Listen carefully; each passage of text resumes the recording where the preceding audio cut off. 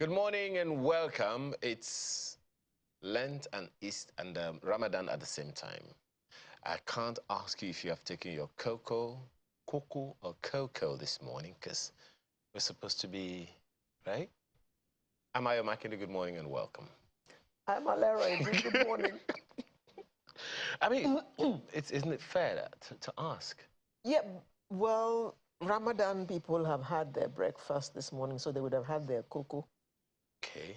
And the Lenten Lent, people? no, today is Saturday. Well, do people normally fast? Yeah, they say only Sunday is excluded. Okay, So they don't eat early in the morning. They will have their cocoa later in the day. In the evening, But how do you yes. know that the Ramadan people are not using cocoa? That is also a possibility. And either cocoa or cocoa. And the Passion Week is close. Yes, it starts on Monday. Yes. Holy Week, yes. So should I be the one reminding you now? No. Should I report you to your vicar? Well, I'm sure the vicar is listening. I'm sure he's listening already and he's going to accost me tomorrow. Well, something else that needs accosting is this power outage issue. The last time we heard it was grid collapse. Now you said it was something else? System collapse. What's the difference, please? But I can't even decipher the difference because it looked like yesterday again, even if up until now, I hear that power is just coming gradually to some areas. So from yesterday evening, there was no power anywhere. Okay. I don't know. I believe that I've often contended that, government is working. It's just that if you are doing something and people can't see it, it's almost equal to you're not doing anything. You're winking in the dark. Exactly. So putting the information out there is very important so people know. And one of the ways in which governments over the years addressed that issue was to ensure that they told people ahead of time, okay, there's going to be power outage. In where I live, for instance, I think it was yesterday or the day before yesterday, we were told that there's going to be a little bit of power outage within X hour and X hour. And that because they wanted to do some maintenance work and all. So if people know, they can prepare themselves for it. But in a situation where people don't know and then all of a sudden there's power outage in their faces. The one in your estate was a planned maintenance exercise. Yeah. This one is system collapse. It doesn't give you notice. It just packs up on you. So you don't even, you didn't even know it was coming, let alone having time to tell your subscribers. And we need to get ahead of this. From one report that I saw, I think it was... It's happening a bit too often now. Some report said over the past 10 years, we've had 200 grid collapses. Why don't we just break this thing into pieces? Just decentralize it. Why must we have a national grid? Let's hope that this constitutional amendment thing is also, going to address that among several other things, because you remember Lagos State wanted to do that at some point. And the federal government at the time kicked against it, and also. I hope that has been addressed now. So if Ayo wants to supply power to Ikate in Surulere alone, he should be able to supply power to just that little Ikate, so that if there's no power, they know that they're going to hold Ayo responsible. Or they have options. You can always go from one electricity company to another electricity company. Oh, high five. We can touch now, so... High five. High five. I mean, it should be that easy. Why must I be stuck with Eco Disco or Ikeja Disco? Or Kaduna Disco. For that matter. If I shop around, I might decide that Kaduna Disco is more beneficial to me, and why can't I use them? Why must I stick with this national grid which makes me join at the hips to a particular disco company? And then there is the Gencos issue, and then there's the Transco issues, and also the issue of NEPA. I keep wondering, when are we going to get it right? I thought the issue of NEPA was history. And I remember in 1999, when I was going to buy my first generator, And Bola Ige said to us, oh, the issue of power will be sorted out in a matter of months. And I sat down and had a discussion with myself. Well, the matter will soon be sorted, so you don't need to buy a generator. Just be patient. Well, this is 22 years later. The matter is still not sorted. Well, it's still a matter of months. It is Way you like it. work in progress. 22 years on, it is still work in progress. Another work in progress is the RAMFAC issue, Revenue Mobilization Allocation and Fiscal Commission. Have a new proposal. Yes, I wasn't paying attention, but I heard something about it yesterday. You know, something to the effect that the states were going to get more than the federal. So, no, well, which makes not more really. sense to most of us. Not really. So okay, the new really. proposal okay, says the sharing formula is going to now be 45.17% to the federal government, 29.79% for state governments, and 21.04% to local governments. Hitherto, it was 51 or 52% to the federal government. If the local government one gets to them. Oh, it will, hopefully, with these new constitutional arrangements being proposed. So it'll go directly into the local government. Yeah. Well, there's nothing saying that the states can't still go and stand over them with the whip and say, give that money to me. I guess we will see. Because if the local governments are truly independent and an Alero political party is in charge, and then for whatever reason, a Tony Progressive Party is in charge in the same state, and the state government is governed by an Alliance for People's Progress, you know, or something. They have different, so it'll be difficult for that Alliance for People's Progress to go talk to Alero political party and say, bring the money. True, true. So let's hope that we get there. True. And that means, of course, local governments are going to be more accountable. Which is, and not just the accountability. With privilege comes responsibility. Exactly. Because I remember, you would remember also, the Third Republic. I remember it with joy that the Lagos Island local government at the time had their own economy, a buoyant economy. Yeah. So that they had this, what they call the gold service, that had it was a transportation system between Ikeja and the island. It was gold service, first air-conditioned transportation system in Lagos that I remember at the time. And of course, I still see the gold service buses today, but it's anything but gold. And please, local governments, please, can you just pay attention to water? Water. I mean, when I was growing up in Lagos, I remember there were public taps, and the water was clear as crystal. And as, you know, primary school children, we could go to those taps and actually put our hands under the taps like this and drink the water. And we had no fears of nothing. Any form of poisoning or anything. In fact, these days, they don't even exist. Where are the public taps? So, and how many households actually have taps? And I'm thinking about places like Agege and Oshodi and central Lagos. And Sabongiri and the rest of them. Other places all over the country. How many of them actually have taps? They go to the stream to fetch water, which is... You remember... I don't even want to start describing the color of the water, you know? Well, for those who know, they are as concerned. I hope they are as concerned. Unfortunately, many of them cannot watch TV right now to tell us, you know, what they're going through. But you may have people who have these experiences and may want to share on their behalf. Because I remember seeing a report from Bauchi State. The color of the water was, no, if you had color, it was brown. That's just to put it mildly. Light brown. And it was brown. So, and they literally scraped water from the ground. Mud and all. They scraped the water. No, and the World Water Day was a few weeks ago, and one of the focus was to protect groundwater. All over the place, all over Nigeria now, we have liters of... and I don't mean liters in terms of quantity. The boreholes litter the entire landscape. And some of them are even championed by local governments, some by state governments, and also I'm wondering if there is a system of ensuring that those things are put right so that people don't just, pour, what's the word now? Dig boreholes willy-nilly. Because Well, that is one of the concerns of the World Water Day.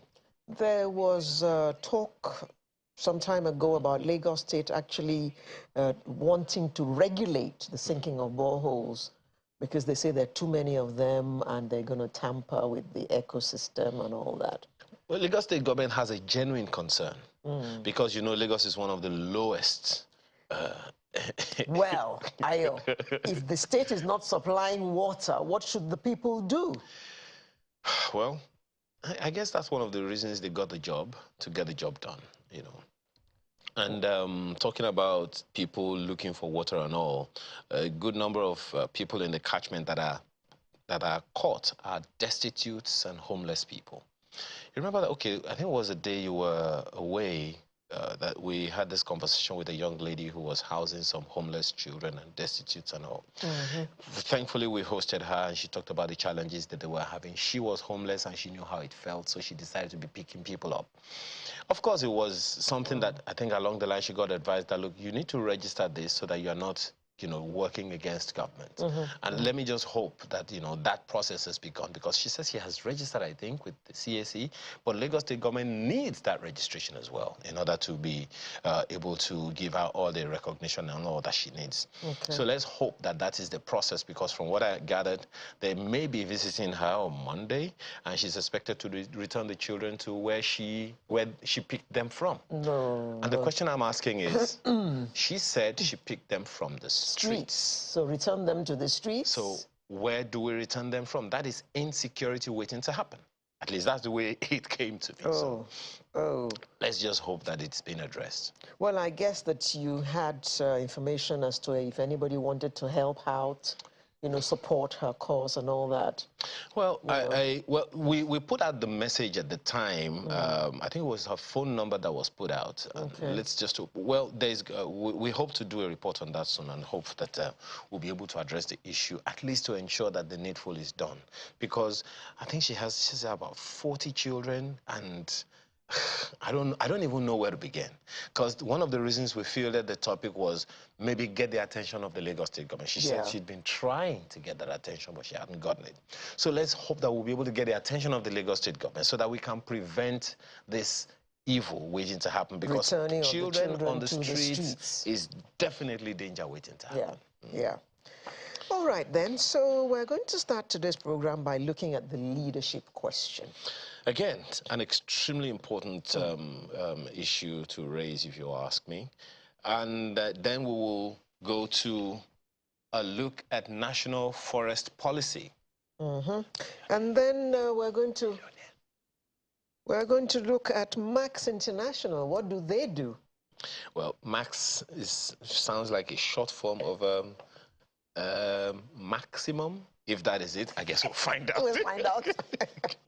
And then the Earth Woman. Who is that? Well, Obunyayi. No. And we shall close with the Artist of the Week segment, as usual. He or she or a shim? It's a he. It's a he. It's a very, very popular he, too. Artists of the Week are supposed to be popular. Well, sometimes they're up and coming. This one is not up and coming. Not at all. It's very dear. So we'll begin with the look at the leadership question when we return. After now, please stay with us. A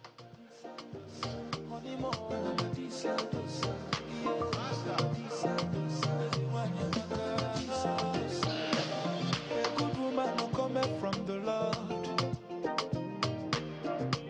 They know they see her for market. A good woman is a blessing from above. Her type will not there for market. I told you more, Yaku. One year batrako Lisa Silva. Yanu more, those Yaku. One year batrako those Yakumo. Always loving everybody, no discrimination. What a dimma, no competition.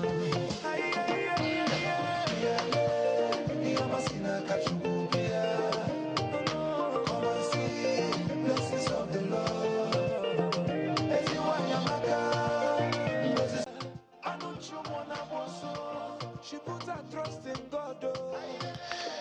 Well, the 2023 election is slowly approaching, and every politician is declaring intention to occupy one political position or another.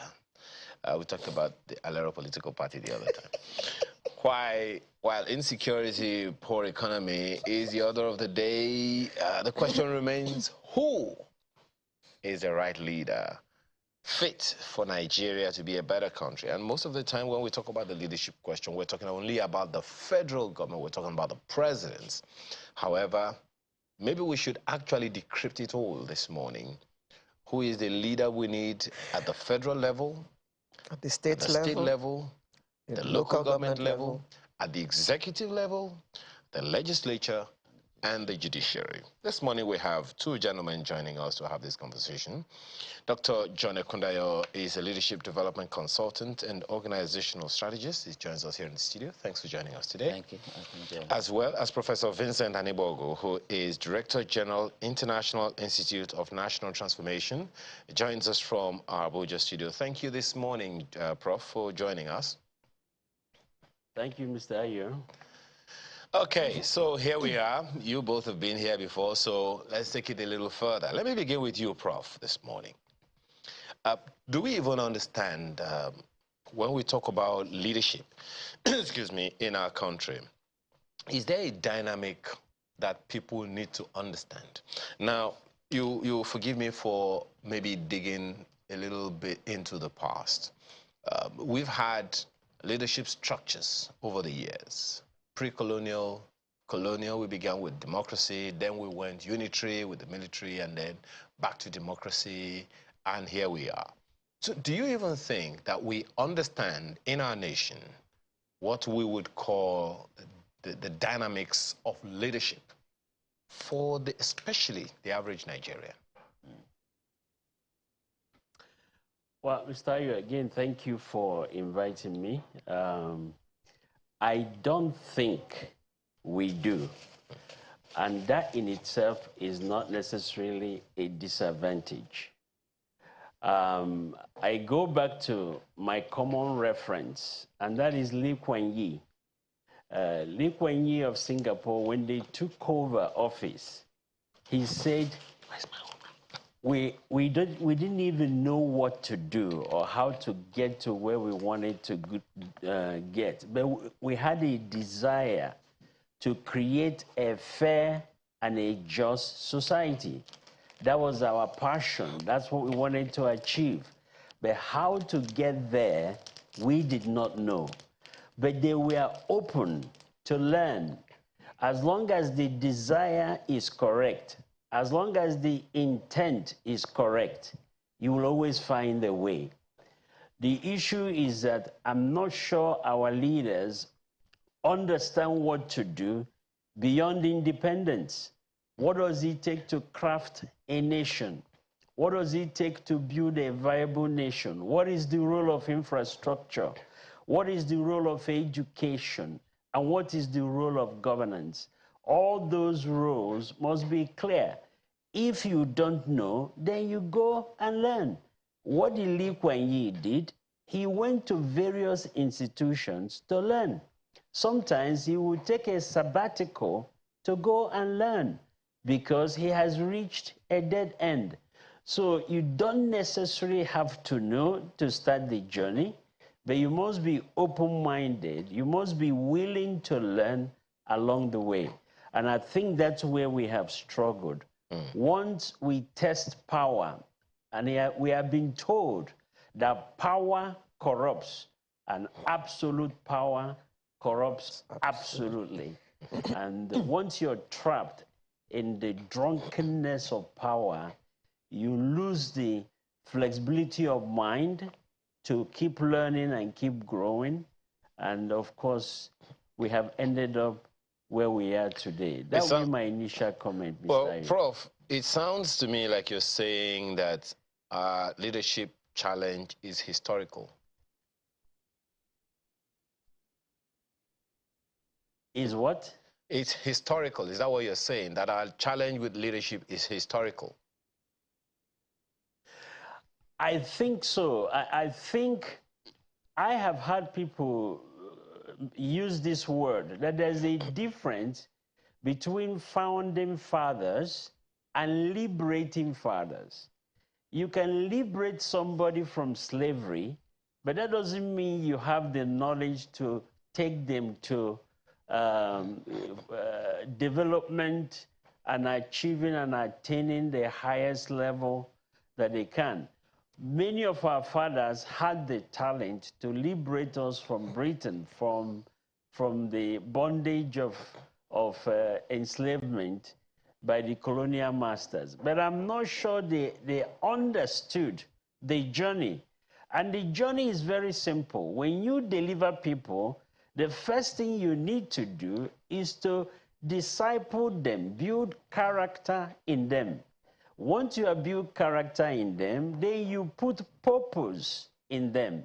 And when you put purpose, you now teach them how to excel. But when you liberate people and you just leave them to roam around, no quality discipleship to mature them, no intention to bring them to purpose, to an understanding of their uniqueness, no intention to empower them so that they can excel, then you just leave them in an island of idleness, in an island of purposelessness, in an island of lack of direction, and that's what you see. We are free, but we are not really free. We have been liberated from externally imposed slavery, but we are now being dragged into another form of slavery, and that is the slavery of ignorance, the slavery of lack of understanding, the slavery of not even knowing who we are. And I'm not sure which is worse, the externally imposed slavery or the internally driven slavery. Dr. Knayo, Prof said that, well, the example he gave, the person didn't know and took time off on occasions to go and learn. It seems like in our country, everybody just thinks they can lead. Everybody just thinks they can wake up today and say, oh, I want to be president tomorrow, without having gone through any kind of training.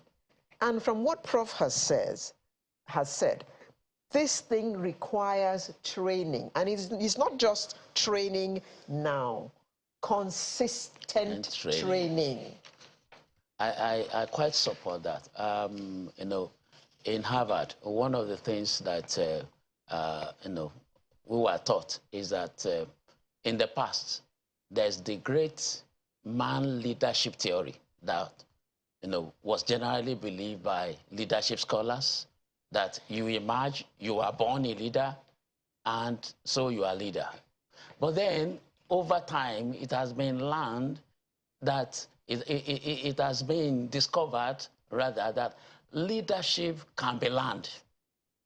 People are not just born with leadership traits. Leadership traits could also be learned, like the example Prof gave about Lee Kuan Yew, you know, that he had to learn, and even you unlearn some things. And then before I stop on that, I remember this Prof was saying that, thinking about the U.S. military, people just think, oh, U.S. military, you have great generals, and they are succeeding one another. What actually made it to be so? Because they go through school, they go through courses, they learn. They were not just learning theoretically, practically on the field, you know, going for drills and so on. And then while some generals are retiring, others are taking over, and they are learning the ropes. And that's what we find in leadership in Singapore and Malaysia. I was 4 years in Singapore. I resided there. I schooled there. And then I moved on to Malaysia. Actually, I even want to give the example of Malaysia, because Singapore may be too narrow because of the kind of the democracy they operate. But in Malaysia, you see that you don't just see a prime minister emerging anyhow. That prime minister, Antelero and Ayo, must have been a minister of education or health or defense or internal affairs, foreign affairs, not just one ministry, about 2 or 3. Go and look at the antecedent. You see, like that. You see, so by the time a time will now come, he will become deputy prime minister. And if he's able to learn 3, 4, 5, 6 years, no skeleton in his cupboard, by their own system, that's their own system, automatically you will find out in about 2 cases like that, it didn't work out. But so in most cases, they rode on institutional memory. They rode on, yes, and you can see it, learning from the system, gleaning from the system. Okay. So that, it's not just a novice coming into the system and then it's not a team player. He doesn't even know how to even bring people together. He doesn't know how to actually lead. There's something Prof also said that I would like you to speak to, and it's one of those things that you've also often talked about, followership. Prof talked about the fact that, okay, so leaders emerge and you expect that the people will just take what you're saying automatically. No process of learning, of indoctrinating people, no process of telling the people anything. So you just expect that people just get into the system and they go ahead and do the things that they want to do. So it speaks to the issue of followership that you've raised a number of times when you come here. So how does that come in this whole dynamic? Is it the people's fault? Likely, I would say, it's the people's fault. I remember Professor Chinua Achebe wrote a book. That's part of, I did my research on that, why writing about followership. That Nigeria problem is simply and squarely put, leadership. But I contested that. Why? Because under the military, yes, likely yes. But under the civilian administration, democracy we have been practicing for about 23 years now, the fault lies squarely with the followers. Now, we're approaching an election year again. People will say, because of poverty, because of hunger, because of this. The mere fact that we're having accidental governors, I've said it before, and I'm saying it again, and we're having accidental president, is the fault of we, mostly elites, who are followers, who will not care about who is there, but rather what happened after. And that's where we are now. They will come and package people for us. I was just reading in the news this week, Ayo. Can you just imagine the present chairman of APC saying that a month to this time, I was reading it this week, a month to this time, he was not even sure whether it would be the chairman of APC, the ruling party in our country. Somebody saying that openly. That means this man was not prepared. That is the irony of the thing. So he's an accidental leader. He's an accidental leader, and we have so many of them that people will go to MENA, they will go to this and consult, and it's these people now that will say, who can even be president of Nigeria in the 21st century? I would also like you to speak to something that Prof raised, and these are all issues that seem to have fused together. I'll come back to you, Prof, in a second, because the issues you raised are quite germane. He spoke about the fact that we should dichotomize founding fathers from liberating fathers. Now, he also said that, okay, the set of skills you need to liberate is different from the set of skills you need to continue post-liberation. Now, we are, what, 60 whatever years after that process now, 62 years into Nigeria's independence. Yes. And we're still talking about that? Now, let me just say this. Prof was talking about founding fathers and talking about liberating fathers. Now, Lee Kuan Yew was actually in the whole, before you have Malaya, which is now Malaysia. He was there in that government. And he saw leaders. Now, people will say Lee Kuan Yew is a founding father of Singapore. Yes, for Singapore. But then there were some things he learned in Malaya, presently Malaysia, that when Singapore started and he was prime minister, he marched through the process. He was also, they thought he will also be part of them in corruption and the rest. But it takes somebody to have a decision. And that was what happened with Lee Kuan Yew. Decision, discipline, a purpose, like what Prof said. There was a purpose. And he changed the uniform of the party to white. PAP, the party. People's Action Party, to white, which means no tolerance for corruption. That was where it started from. And he uses the example of his uncle as an example in corruption. But when he crossed the red line, the man was off. And everybody look at it, oh, this man must be a madman. So everybody had to adjust. We need a kind of a leader that will set an example, and it will emerge from the followers. Okay. It will emerge. Prof, so here is where we are. There are those who will say, why blame the victim when, I mean, it's the victim. The followers that we're talking about here, maybe we should focus on the people who are the followers a little further this morning. There are those who say, don't blame the victims. They're already victims of the system, and they've been victims for several decades down the line. So why blame them for the leadership challenge that we have?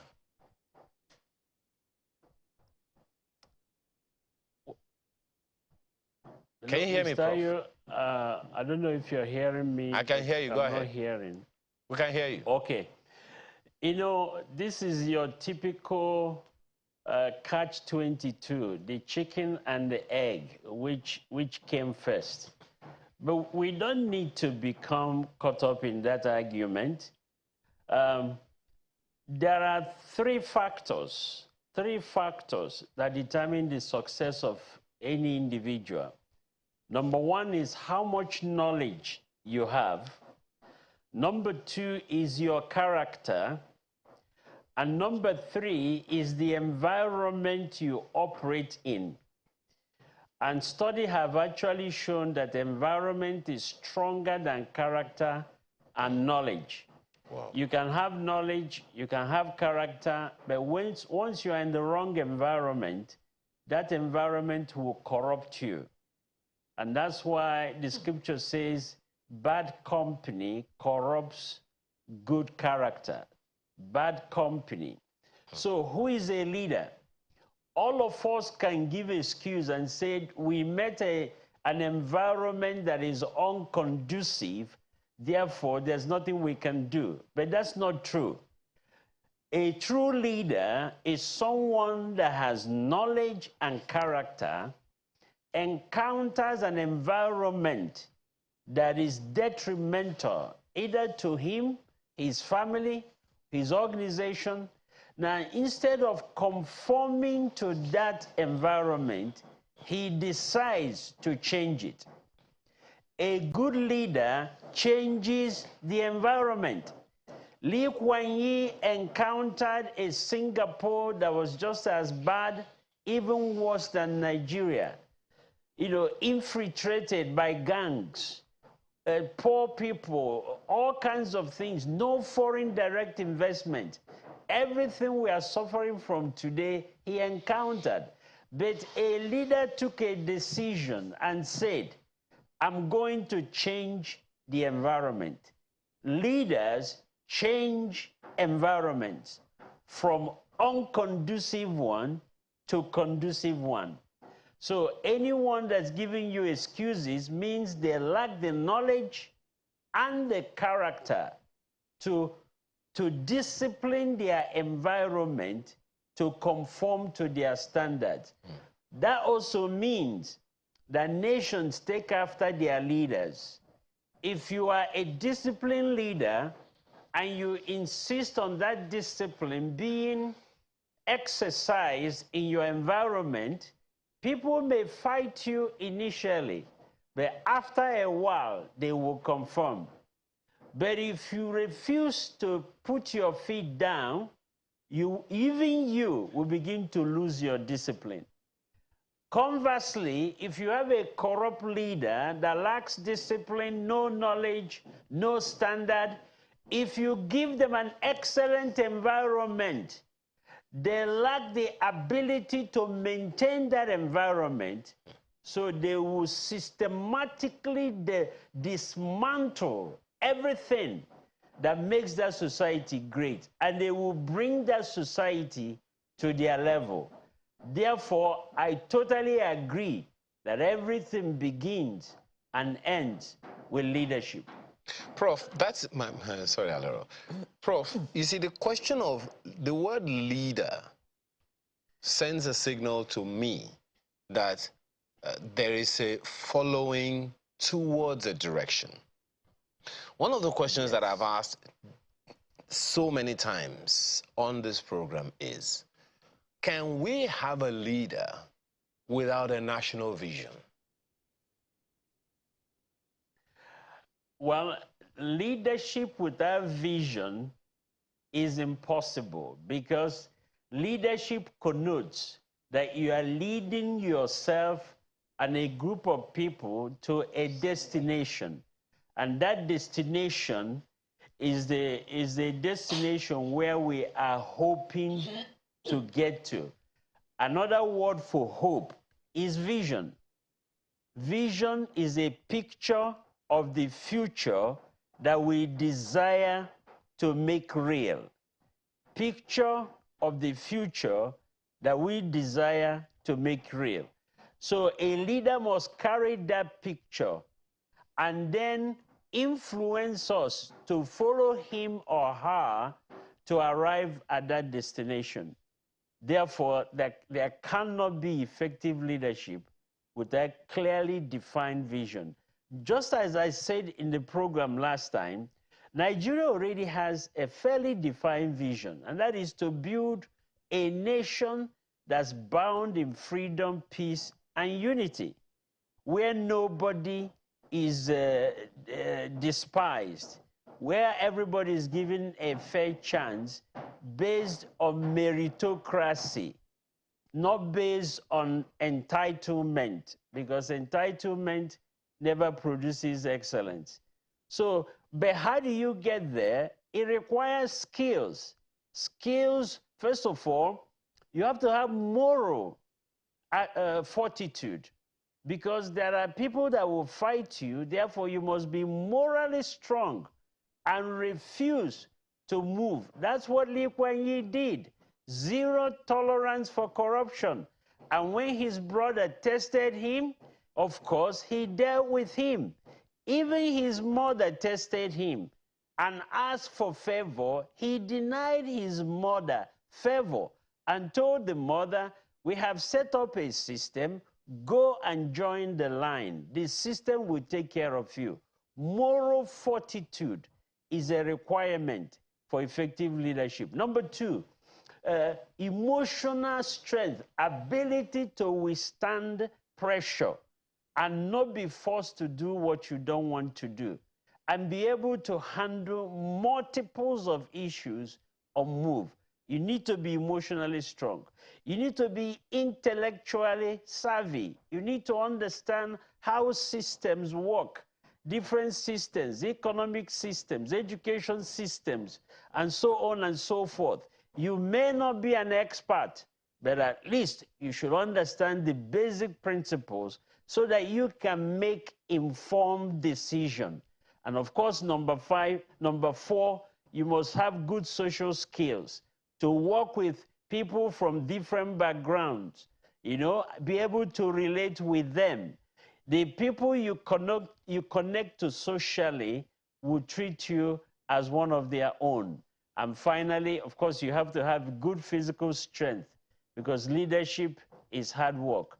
Those are the yardsticks, I think, by which Nigerians can evaluate all these different candidates. What is their moral strength? What is their ethical and moral foundation? What are the antecedents? What have they done in the past to show that they are people of ethical and moral strength? Emotional stability, you can evaluate that. Intellectual ability, you can evaluate that. And of course, social strength, how they have been able to work with other groups. And then we can also monitor their physical ability. If they can score average on every one of those, then I think you have a leader that may take Nigeria at least on the journey to total liberation and development. Dr. Akundayo, all of this is because we are approaching an election year, 2023. And already people are beginning to come out, throwing their hats in the ring. At the risk of putting you on the spot, On the spot. you know where I'm going. What are your thoughts about those who have shown their hand already? Well, the thing is, I look By at, and large, do by they and large, have I these, look- these qualities that Prof is talking about? Especially these qualities that Prof is talking about. far, far from this, from the perspective of Prof on this. Far. Far, I would say that. How far? Because I could see, well, maybe a ray of hope in just few, not really many of them. But then, you see, we have an albatross in this nation. Ayo, and let me say this, an anti-alero. You see, our political system, I have said it, and I'm saying it again. You see, we may come up with academic, postulation. We may just come up with one thing or the other. But as it is run now, I have done that research, and I've looked at it from 1999 to date. You will see the president emerging from the two most popular parties. It could be MPN, UPN, it could be, what was the SDP, NRC. Now we have APC, PDP. By after May 29, you will see this happening. So we have this array of politicians. I mean, what can we do now?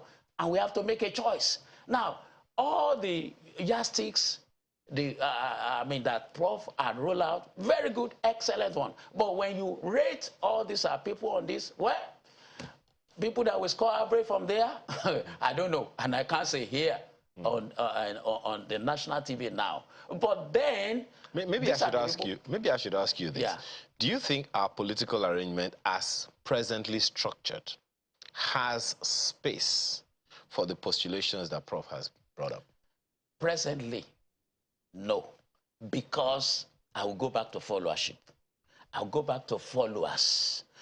It is time. Like, I will refer now to the hashtag NSAS that was done before. I'm still going there. You see, because, and I've written about it, you see, that will have been opportunity for the youth to come together as a group.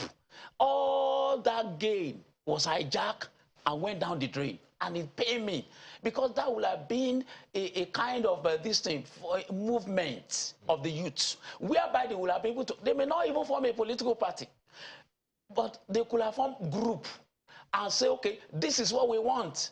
And then you will see the politician gravitating towards them. Are you by any chance- PDP, Are you negotiating with them. Are you sure they're not working on it? Because I don't think that NSAS would just come and go like that. I don't believe it. Let me say this. Now, we are entering almost into the election year. Primaries will take place in the next 2 months, 3 months. We will have primary. And that's where we decide where we are going. And I'm not seeing any strong youth movement or group now. I'm not seeing it. Because by now, they should have been up. We had the APC convention about almost 2 weeks ago. Well, I cannot say, because this is the area they're supposed to negotiate. Are you by any chance agreeing with Professor Wole Soyinka that the youths are not ready to take? I quite agree, largely agree with that, because, you see, the youth need to study our political system.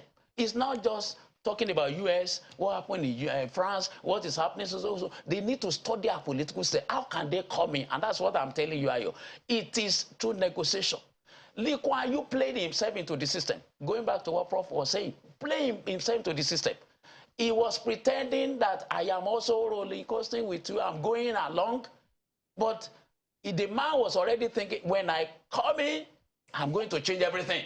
We need somebody like that to up with these people. Okay. But with the idea inside him, let me just get hold of this power. I will change everything. Yes. And we'll get there one day. And change everyone. Prof, you said the other time that we have a national vision. I suspect that you are speaking to this second verse of the national anthem. It will come on your screen shortly. And that is it. O God of creation, direct our noble cause, guide our leaders right, help our youth the truth to know, in love and honesty to grow, and living just and true. Great lofty height attain to build a nation where peace and justice reign. I know that the shall has been removed. If this is what you are talking about, Prof, every vision would need a mission. And it would seem like someone will need to decrypt the process of achieving that last line. But it would seem like no one has been able to do that for us. You know, I think it was about in 2007, I was speaking to a young man about the future of this nation. And I pointed him to that line in the national anthem, help our youth the truth to know, so that they may grow in love and in honesty. By so doing, they will attain great lofty heights. That line in our national anthem is emphasizing the importance of mentorship. Let me say this. For we adults to be blaming our youth when we have not yet sat down to mentor them in truth, in honesty. Actually, we have modeled lies to them. We have modeled deception to them. Oh dear. We have modeled hatred. We are teaching them hatred. We are doing the very opposite of what our national anthem commands us to do. To deny them that opportunity and to turn around and accuse them of being incompetent, quite frankly, is an excuse that's not acceptable among my generation. We have not mentored our youth. I have had the opportunity to visit our institutions, academic institutions, even the universities. There's very little mentorship taking place there. We just come and dump information on them. In many cases, we demand that they buy our handout. There's very little one-on-one showing them the steps, allowing them to shadow us so that they can be taught in the touchstone of reality. Very little of that is going on. So if we're going to give our youth a chance, we need to really begin to mentor them. We need to begin to teach them, spend quality time with them. Our leaders are acting as though once they die, leadership qualities would be transferred by osmosis to our children. No, leadership qualities are transmitted through mentorship, by bringing them closer, by sharing secrets with them. That attitude among adults is, quite frankly, is very disturbing. And that's why there's such a gap between the adult generation and the youth generation. I don't mind telling you, I'm spending 80% of my time nowadays mentoring youth, spending quality time with them. And I have found out that they are willing to learn if anybody is ready to teach them. If they are going to take over from us, we must be deliberate in mentoring them, in teaching them, to take them from a place of ignorance to a place of character maturity. And we have to demonstrate everything we teach. You can't lack character and talk about character. Then we have to tell them about purpose, so that they know that there's a purpose they are created to fulfill in their lives. And then teach them how to have influence. If we can do that, then there's hope for this nation. But unfortunately, many of us are so busy consolidating our positions. One day we will die, and there's no one to take over from us. Now, staying with you, Prof, at the time that the Not Too Young to Run was assented to, there was plenty of celebration and all that. But we don't seem to be hearing much about that. What do you think has happened to it? That statement should have been accompanied by the building of a special institution to build the skills of our youth. It's not just an empty statement. It needs to be backed up with systems to methodically mentor them, teach them, sieve out the best among them that have the talent. That's what we're supposed to have done. I'm glad to hear that recently NIPS in Jos, in Kuru, started a youth training program to begin to mentor the next generation. Before then, the people that usually end up in Kuru are people who are almost on their way out of government. That place should be primarily a place where young people between the age of 25 and 40 are mentored and prepared for leadership.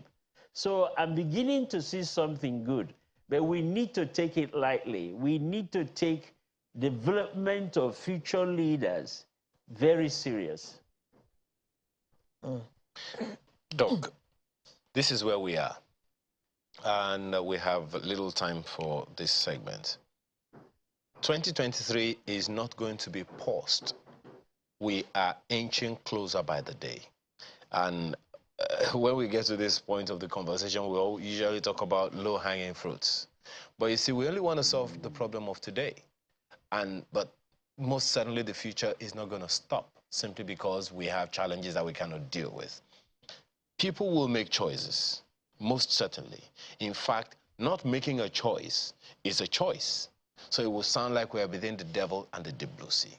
Where do we go from here? What are your hopes or aspirations for the next dispensation in this fourth republic of Nigeria? And I'm not just talking about the president. I'm talking about governors. I'm talking about members of the Houses of Assembly, both national and state. My hope is that we will get it right. And I will still go back to the followers, of which I am one. And I want to appeal to the elites, the lawyers, the medical personnel, the teachers, those people there who are in the organized private sector. And the prof was talking about something, lest I forget, about mentoring. Now, government maybe is trying to do something, backing up the, like what Auntie Alero said about the not too young to run, okay, training the youth. How about the organized private sector? I'm calling on the, Dangotes of this world, or $10 of this world, Elumelus of this world. You see, Elumelu have been doing a great thing, foundation, in the entrepreneur. Now it's time to begin to harvest those youth. Lee Kuan Yew, before he died, made sure that there are certain schools that are for future leaders of Singapore. When he spotted bright students, gather them together in such school to train them. Mentoring is very important. Now, somebody said something to my WhatsApp group this morning, and I like to share because it really ministered to me. And I say thank you to that person. What was that thing? There were two children playing together, white, one male, one female, and they embraced themselves, and showed love to one another. But when it was the turn of the black children, one was hitting the other, hitting the other, fighting the other. You see, and somebody now say, according to that person, look, this is how our African society is. And I said, no. It's a kind of a mirror that we adults in different environment, like what Prof said. The environments also work about followership and leadership. They could see that in their parents. They could see that in their uncles and aunts. But here, they see their own parents fighting. They see their own brothers fighting. And they grow up with that because children are very good to learn. It is time. The hope for the future is that we begin to get our youths and begin to mentor them, begin to train them about leadership, about how to act, not copying people in the National Assembly. I'm sorry to say that, not copying other politicians, because what are they going to offer? Okay. You see, we can see all this. Prof, I don't know if you think it's a good time for us to talk about mentorship when the elections are just right ahead of us. And from what Dr. Kundaya said earlier, he doesn't see any movement of the young people. And you have been doing a yeoman's job, as you said, you know, mentoring them, getting them ready for leadership and all of that. But 2023 is a beckoning, and there is no stopping the time. So what are the options open to the people now? This mentoring thing, shouldn't it be something that the political parties will also have a system around? Mr. Ayo, there will always be a 2023. It used to be 2019 and then 2015. You know, there's always going to be a pressure, but those things can happen simultaneously. You continue to mentor and prepare. Can you imagine if we had started in 2000 to deliberately develop leaders, young people that will succeed us? Mr. Ayo, Mr. Lero, today we would have had competent people that we can choose from. Yeah. So it's never too late to start. We can still start intentional, purposeful mentorship today. In the meantime, when 2023 comes around, again, let's do our best to choose leaders who are morally upright, to choose leaders who are emotionally strong, to choose leaders who have fairly good intellectual ability to understand and make quality decisions, to choose leaders that understand the social fabrics of this nation and has respect for different people, different groups, so that he or she can bring us together to function as a family. Well, and Prof, also must choose somebody who has the physical strength to handle the challenges. But Prof, simultaneously, we should be mentoring our future leaders. Let me take the same risk Alero took with Dr. Ekundayo here. There are so many people who are already indicating interest in the process. So do you see a glimmer of hope, as Dr. Ekundayo saw, in the people who have thrown their hats into the ring? Quite frankly, there are quite a number of good candidates. And if Nigerians can use this yardstick, this template that I have given, moral uprightness, emotional stability, intellectual acuity, social intelligence, and physical vitality. If you use those 5 yardsticks, you will find that there are quite a few of the candidates that can really lead this nation. Unfortunately, my fear is, will the process produce them? Yeah. Number 2, will the people allow their conscience to lead them instead of their stomach? If the system will be fair and people will be allowed to express their view, then I would say there's hope for 2023. But if those two are not allowed, given full expression, then we're back to where we are. Okay, we have a few comments coming in. This one is from Festus Akimboyewa, and he quotes, "Everything rises and falls on leadership." And he says, sadly, our leaders are imposed when they have little or no experience. That's why we're not making good progress. Those who want to lead must fully understand their responsibilities, duties, and obligations. I'll say this again, it's like applying for a job. If you want to get a job, exactly, you need to understand what the job description is. Well, we could go on and on this conversation, but you know, it's always exciting to have you gentlemen talk to us this morning. Professor Vincent Anibogo is Director General, International Institute of National Transformation, joined us from Abuja studio. Thank you so much for your time and thoughts this morning, as well as Dr. John Ekundayo, a leadership development consultant.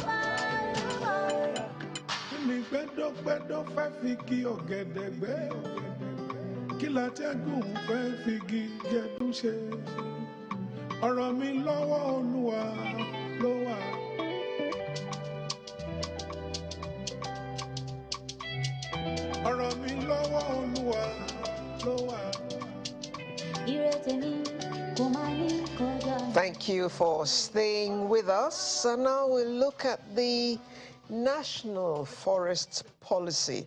In 2020, the federal government modified the 2006 National Forest Policy in order to manage and to engage in remedial measures for our forest, which has experienced heavy deforestation over the years. Nigeria was actually ranked the highest country with deforestation in the world. Wow. And that's according to a 2005 report by the Food and Agriculture Organization, FAO. All these stats sometimes just get you pretty worried. I mean, in the entire world, we are the one with the largest deforestation. I don't know where to put it. The report, 2005, between 2002 and 2005, we lost about 55.7% of our primary forest. And, well, maybe this conversation we're about to have will tell us the implications on climate. And have you noticed when you travel out of Lagos, for instance, in any direction, you do go through huge patches of forest. But of course, we don't know how deep it is. We can only see it from the road. Well, when I was in secondary school, I lived in the school in Oyo. So I traveled from Lagos to Oyo. I would travel between Lagos and Ibadan Expressway. The roadsides were not as developed as they are now. They weren't as developed as they are now. A lot of forests, a lot of more patches of greens were seen, contrary to what we have now. Is this part of what government is talking about?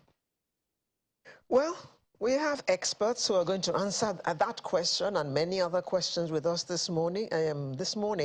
It's my pleasure to welcome Professor Adeshola Olatunde Adepoju, the Director General, Forestry Institute of Nigeria, FRIN, Ibadan. He joins us from our studio in Abuja. Good morning, Professor. Good morning, ma. Thank you for having me. Right.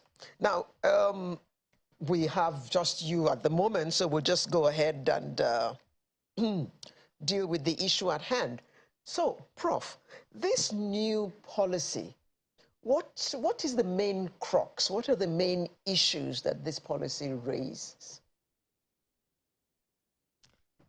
Thank you. The policy really is to update our various approaches to tackle the issues that we were not anticipating or that we never anticipated that has been contributing to deforestations in the country.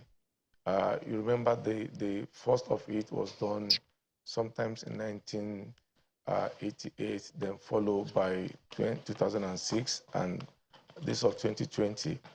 And because of various issues that has been confronting us in maintaining our forest estate, this informed the review of the policy, and it was passed in year 2020, which we even had a discussion on it yesterday to still see how we can probably have it by decade now, in view of various challenges we're facing in the forest estate. The challenge here, Prof, would be carrying people along. Yes, we heard the Minister of Environment, Dr. Mohammed Abubakar, say that the new National Forest Policy, recently approved by the Federal Executive Council, will greatly assist the country in the sustainable management of its vast forest resources. But we all know, well, you may be able to speak to it, whether or not we have a system of monitoring the forests so that the objectives of the policy are fulfilled as intended. The federal government cannot be in all forest areas all over at the same time. Yes, we have forest guards and all. The state government cannot also be able to cover everything. So it falls to us to find a way to communicate with the various communities to ensure that they also help government in achieving this feat. Is this something that you see happening? Yeah, now thank you. We're working together with communities now. In the past, you realize everybody work in silos, but now we're working together with communities. And if you remember, 2019, September to be precise, after the hunger program, where the president made commitment that the federal government will be planting about 25 million trees annually, we realized that we have to reverse our past approaches and now do a bottom-top approach by working with the communities, identifying those tree species that they have sociocultural or socioeconomic attachment to, as well as helping them to build those forests, even if it is not our land, which is one of the problems we're facing. So now we're doing a bottom-top approach, working directly with community to ensure that they are the drivers of this reforestation, knowing fully well that majority of the land in the country after the Land Use Act is with the state government, and it's just the federal reserves and the land in the hand of national parks that are actually the federal government land that we are planting, and we're almost running out of planting them. So we don't have a choice now than to work with communities, private sectors, and state government in populating our forest estate. I agree with those who, talking about the communities now, would you agree with those who said that deforestation has also led to the, well, was part of the reason we had the farmer-herder crisis over the years? If you agree, how has this policy helped to curtail that? Part of what this policy is saying is that we must look into our agricultural practices in Nigeria. In Nigeria, we do more of what we call extensive farming instead of intensive farming, where you take a little land and manage it properly and even turn it around on various crops or the same crop, but severally within a year. If we practice intensive farming system, then this will limit the clashes between farmers and the herders. And we've also come up with another practice that we call agroforestry practice, where a farmer can integrate his agricultural practices within the forest and will also be earning at least 10 times more than what he will be earning if he's practicing agriculture alone. So with agroforestry practices and intensive agricultural practices, this will reduce the clashes between farmers and the herders. We've since been joined by Dr. Joseph Onoja, who is the Director of Technical Programs, Nigerian Conservation Foundation. Good morning. Thank you very much. And thank you for joining us. Yes, my pleasure. Now, Ayo gave some frightening statistics at the beginning of this segment, and I would want to ask you, how is it that Nigeria has the greatest deforestation rate in the world? Yep. What are we doing to our forests, and who is doing those things? Actually, when the Brits started all of these in the early 1900s, and we had sustainable forest management system where forests are being developed for timber and some other uses. And then there was also the part that they were set aside to be able to, at least, because you cannot continue to cut without replacing. So after they left, we inherited that part of the cutting, but unfortunately, we didn't inherit the part of the planting and protecting what we have. So we continued in a wanton destruction of our forest, and that is why we are where we are today. Were we destroying or consuming? I think both, because when you talk about consumption, we will have done it sustainably and we have done it responsibly.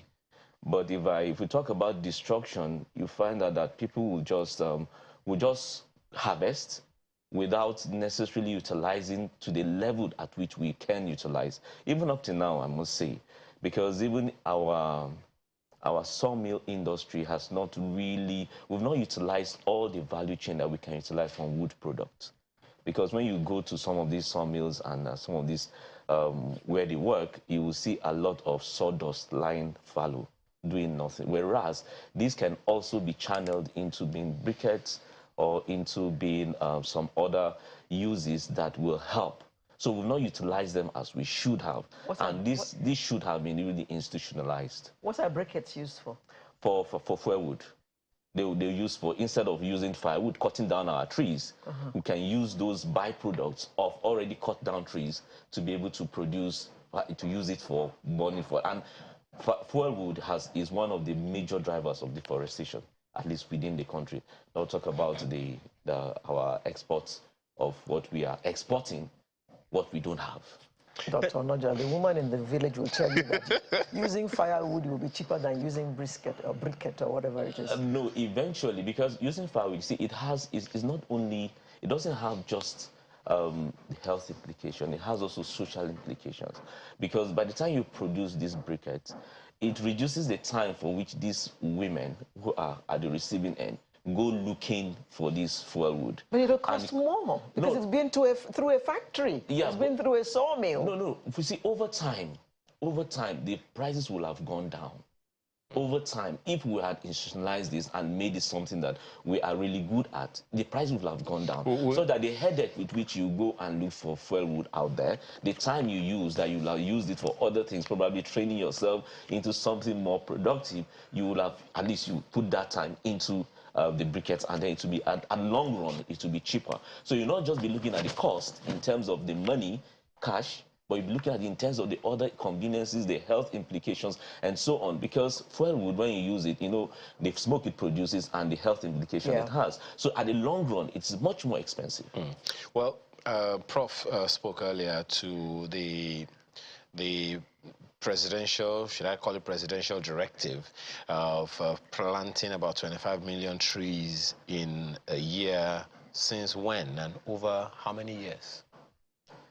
Yeah, so that directive came up after the hunger. I think that was the hunger in 2019 or 2020, and they have operationalized it by setting up the National Forestry Trust Fund, which has really done some great work in that regard, and in terms of disbursing funds to make that happen. So it's not something that is just going to be that we have to deliberate in the actions that we take.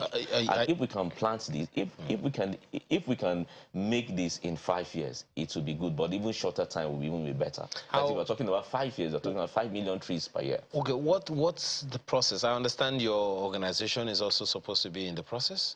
Yeah, so the Nigerian Conservation Foundation, we are very active in when it comes to with the forestry sector in Nigeria in terms of ensuring that our forest estates remain what it should be. And that's why you can see the shirt I'm wearing, the Green Recovery Nigeria project that we program, that we try to bring back our forests from the dwindling between 5%, 4% that we have currently to the ambitious amount of 25% at least. So we're involved in that process, and we're trying to see what we can do to ensure that, but it has to be all hands needs to be on deck. Okay. And this has to be, it's not something that only one person will do. When I came in, I heard Prof talking about the private sector. Private sector has to come in terms of putting funds into it, and in terms of also managing the areas that they can manage. Because currently we work with some private sector to be able to protect some the forest land that they have. So it's not just about the planting, but also protecting the green spaces that are already there. How many trees between 2019 and now would you say? Have we done 5 million or 10 million trees already? Well, we as an organization, I can talk about what we have done as NCF. 2020, we did 2021, we did between, no, 2019, sorry, 2020, we did between 1.7 million. Last year, because of the flow from the COVID year, we did 127,000 trees that we planted. So for us, we don't only just plant, as I said, we manage some forest estates as well. Let me ask Prof that question. Prof, between 2019 and now, if we go by the stats that Dr. Onoja just gave, we should have come up with something between 15 and 20 million trees already. Do we have up to that yet? Just saying. Yeah, we have more than that. Oh, really? Like I told you, the president made that statement on the 23rd of September 2019 while we were at ONGA. And I was giving marching order to coordinate that. And in 2020, we did about 20 million. But when we say we plant about 20 million, what we're saying is that that's what's planting, but it's not necessarily means that's what we survive. You still have to do beating up, and you still have to do at least 2-3 years follow up on the management to have substantial percentage or whatever you planted to have done well or survived. But you also will agree with me that security challenges in the country have not allowed so many of these fields to be revisited and to see what we're doing. But at least in 2020, we did about 20 million planting. Last year, like Dr. Noja mentioned, it wasn't as much as what we did in year 2020. I think by and large, we were able to do between 7 to 8 million, merging all the stakeholders together. And we're already planning this year. As I speak to you, at least my organization has raised about 10 million seedlings now. And by the time I'll add that of NCF, with Great Green Wall, with Federal Department of Forestry, with DDA, and etc. There's the body into the wood export also raise seedlings, and we also help them to plant as technical backup to whatever they're doing. We're planning this year because they're not taking it easy with us. We have to step up beyond what we started. And the marching order we have this year is that we must surpass what we did 2019, 2020, which is what we're working towards now. Yeah, Prof, how much awareness is going on, especially in the rural areas, about the issue of deforestation, and especially how it causes or how it impacts on climate change? Thank you, Ma. I think that is a bit challenging, because if you have to stop the people in the rural area from using fuel wood, then you must provide alternative source of energy for them. Like my brother Onoja mentioned, briquette is the simplest and the easiest you can provide for them, which is from waste, which we're working on. We fabricate such machine that we share to rural communities to be able to convert such waste and leftover in their farm to briquettes to support their whatever. And we also plant for them what we call woodlot.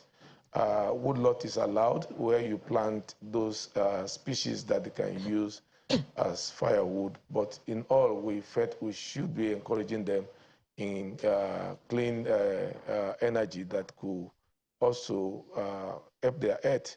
That's what we're working about. So many NGOs, so many stakeholders are reaching out to communities to support them. But you understand that some of them also find it difficult. In fact, the campaign now is to let them know that using gas is even cheaper on so many fronts than the firewood or the fuelwood. But then there are those who are going to ask you, Prof, with the price of gas today, let's go there. But there's this other vexed, issue around some of the things that you have raised, and that is the process of even cutting these trees. There are those who wonder what is being done, perhaps by you as Director General of the Forest Institute of Nigeria, or whoever is supposed to be in charge, of foreigners who come into the country, go into our forests, cut down trees, and export them willy-nilly. Is this something that you are aware of, or the government is aware of, and that is being dealt with? Thank you. That is being handled. I'm the technical sub-chair of NFTF, and is part of our discussion at the forest policy meeting that we had yesterday. The challenges are many, but I'll just talk about a few of them. Like I said, the federal can only issue policies by Land Use Act of 1978. The custody of this land, most of the where we have these resources, lies with the states. And most of the states do not defer back to the Federal Ministry of Environment to even seek for advice or understanding on what they could do with their forests before issuing permits to foreigners to cut. And I just came back from CITES meeting. CITES is the Convention on International Trade for these species that are controlled by the international body. And so many of our products have been banned and some are issued, even when so many foreign countries have been advised not to pick up this product. But Federal Ministry of Environment or NFTF, we're not at the port and we don't have control over the port.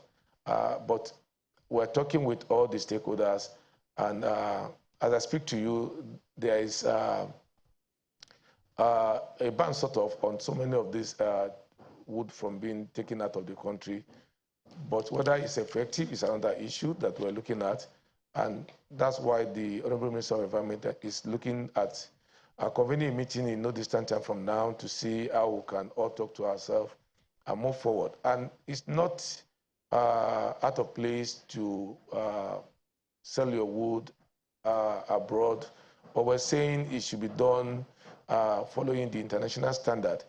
What the international standard agree with is that these woods must be processed from the country of origin before taking out. And you can also do business in wood. Take, for example, if you're into what we call Tectona grandis, that stick that takes 10 years to mature, and you want to do business of 1 hectare per year, that means you can plant 11 hectares of it. That after every year of harvesting, you still have 10 hectares standing. But most of the people in the business wouldn't want to plant, and they still want to be in the business. But we're looking at all of it holistically and see how best we can control this illegal exporting of Nigeria wood resources. Okay. Dr. Onaja, Okay. I'm sorry. It's okay. From what he said, I was just wondering how much cooperation and buy-in you have from those at the ports where these woods exit. It's a problem that we are dealing with, not just for wood, but all illegally sourced wildlife products in Nigeria. Nigeria is, if you look at the map of illegal trade in the world, Nigeria is painted red. Nigeria is known as majorly as a transit country. That is, other wildlife products come from other countries, not just even from Africa. Sometimes they come from other countries outside of Africa, come through Nigeria so they can go to Asia, especially. And so that is a major problem, which those of us, many stakeholders in the illegal wildlife trade, combating illegal wildlife trade space, we have been meeting, and I know that the federal government, Federal Ministry of Environment, is launching the strategy on it, combating illegal wildlife trade and forest crimes on Monday. And it's part of the things that have come together, because those at the ports also have a major role to play, because and those at the ports also have their own challenges, because when you have a 40-foot container and you want to bring down everything from that container, I mean, let's be very practical. You want to bring down everything from that container before you see what is inside. They have very heavy items in front, so whatever is behind is very difficult. So if you don't have scanners to be able to make that happen, it becomes very difficult. So this is an opportunity to call on those responsible, especially the federal government, to provide scanners. But even when you provide scanners, the challenge is that people who are a cartel in that place will also sabotage that operation. So these are some of the things that we have to look at holistically, because when you don't scan these things, are these cartels, are they foreigners? No, they are Nigerians. Funnily, they are Nigerians. So it's still us. So there's a need for a total overhaul. I know there's a special crime unit in the customs that had been created because I must say that the siege of the custom is quite proactive and has been very proactive in this, and that's why you can see the seizures that has been happening. But these seizures, we have to do a lot of intelligence because the people that are arrested when these seizures happen are just the leg soldiers. There are some big guns, the beasts behind them. We need to also grab those ones. So there are a lot of intelligence that has to go in, a lot of investigation that has to happen. So when you talk about proactiveness, you are talking about preempting the offenses from the very sources. Yes, so that doesn't even get to the port. Okay. Because the port is the last place it should get to. It shouldn't even get to the port. Okay. There's another angle to this whole deforestation thing, and that's urbanization. Is it possible to have forests in urban Nigeria? I asked that question against the backdrop of population. Expansion. There is the rural-urban population that has not stopped, and I don't see how it's going to stop. And so we have to clear more areas so that we can build houses for many of these people to live. We have to clear roads, clear forests, so that roads can be built, urbanization and all those things, can be better for the people. So where do we find the balance? Yeah, well, just like these policies that has just been launched, there are lots of policies in Nigeria for different things, different operations. And the implementation or the operationalization of these policies are very, very important because they're as good as the policies, if not even better. Because there's no use having a policy that you cannot operationalize. You see, in envisaging all of these potentials, there was a policy in terms of, for instance, I know in Lagos, there's a policy that says that every 20% of the land should be green. How much has that policy been implemented? So we have a lot of concrete jungles around. So we are not averse to development, but that development should take care of the environment because of the very important role environment plays. Because if we don't have this, it eventually bites us back. The heat index in Lagos will be rising because there are no absorption centers. So to answer your question directly, yes, it's very possible for us to have urban forestry. We normally pride ourselves at the Lekki Conservation Center as a place. Our visionaries in the first place, 30 years ago, 32 years ago, set aside that place. It was a degraded land, but now it is a replica of what used to be between VI and Ekpe, vegetation landscape. The junction before us used to call Igbo Efon, or what I heard, the forest of, the forest of buffaloes. But now it's all concrete jungle. So it takes willpower to be able to make that happen. And I'm sure a lot of people will be looking at that space and be wondering in their heads how many estates will have gone in there. Okay. But the kind of service, the kind of ecosystem service that place provides, it's so enormous. This kind of conversation that you have to take up with every state government in Nigeria. Yes, exactly. And I also recall that we're trying to do that. Yeah, as well. I also recall that at some point, when former Governor Fashola was just planting trees all over Lagos. Baba Flower. That was his nickname. Yes. So it takes people who understand the interconnectivity of these things to be able to, because at the end of the day, when we prosper without a planet, we are just heading to doom. You see, there's this pyramid, this prosperity pyramid that has the people, prosperity, and the planet. People have turned it upside down. They think that you have to prosper first, then you satisfy people, then you have the planet to take care of. No. It's the other way around. It is the planet first. And under that planet, there's this chunk of the forest that we need to really, really take care of because of the service they provide for us. Then we have the people, and then we have prosperity, and that is how it should flow. Well, you have to do a lot of educating for that to happen. Let me ask. That is lacking at the moment from what Professor said. And which is why, the collaboration, Prof, that you're talking about is quite important. On the one hand, as you said earlier, the lands are under the direct purview of the state governments. And here is a national policy on forests, national forest policy. So that collaboration that you talked about is very, very important. What are the inhibitions to the collaboration? You spoke about the fact that, maybe is it the state governments now that, give licenses for the trees to be cut and all of that. You have talked about the need for that collaboration to happen. It is one thing to have the policy, as Dr. Onoja said. It's another thing altogether to implement it. And it's the implementation that talks about whether or not this policy is viable. So let's speak to us about the collaboration, the inhibitions that are in the way of that collaboration, and how we need, as a people, to get behind it and align our purposes in that regard. Thank you, my brother. I think let me just talk about three of them. The first, like I mentioned, is to get some of these states on board. I think after we returned from New York 2019, the minister then met with the Nigeria Governors Forum, and I must comment some of the governors then.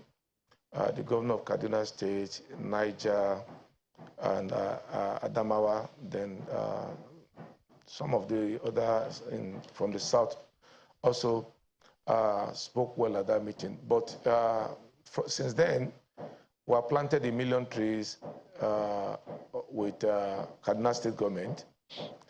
Niger State government also took up by 1 million from us.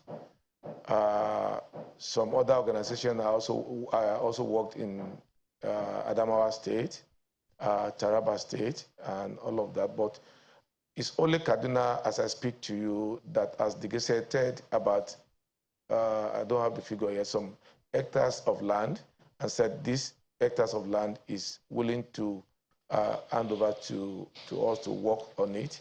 And we have done MOU with some other state.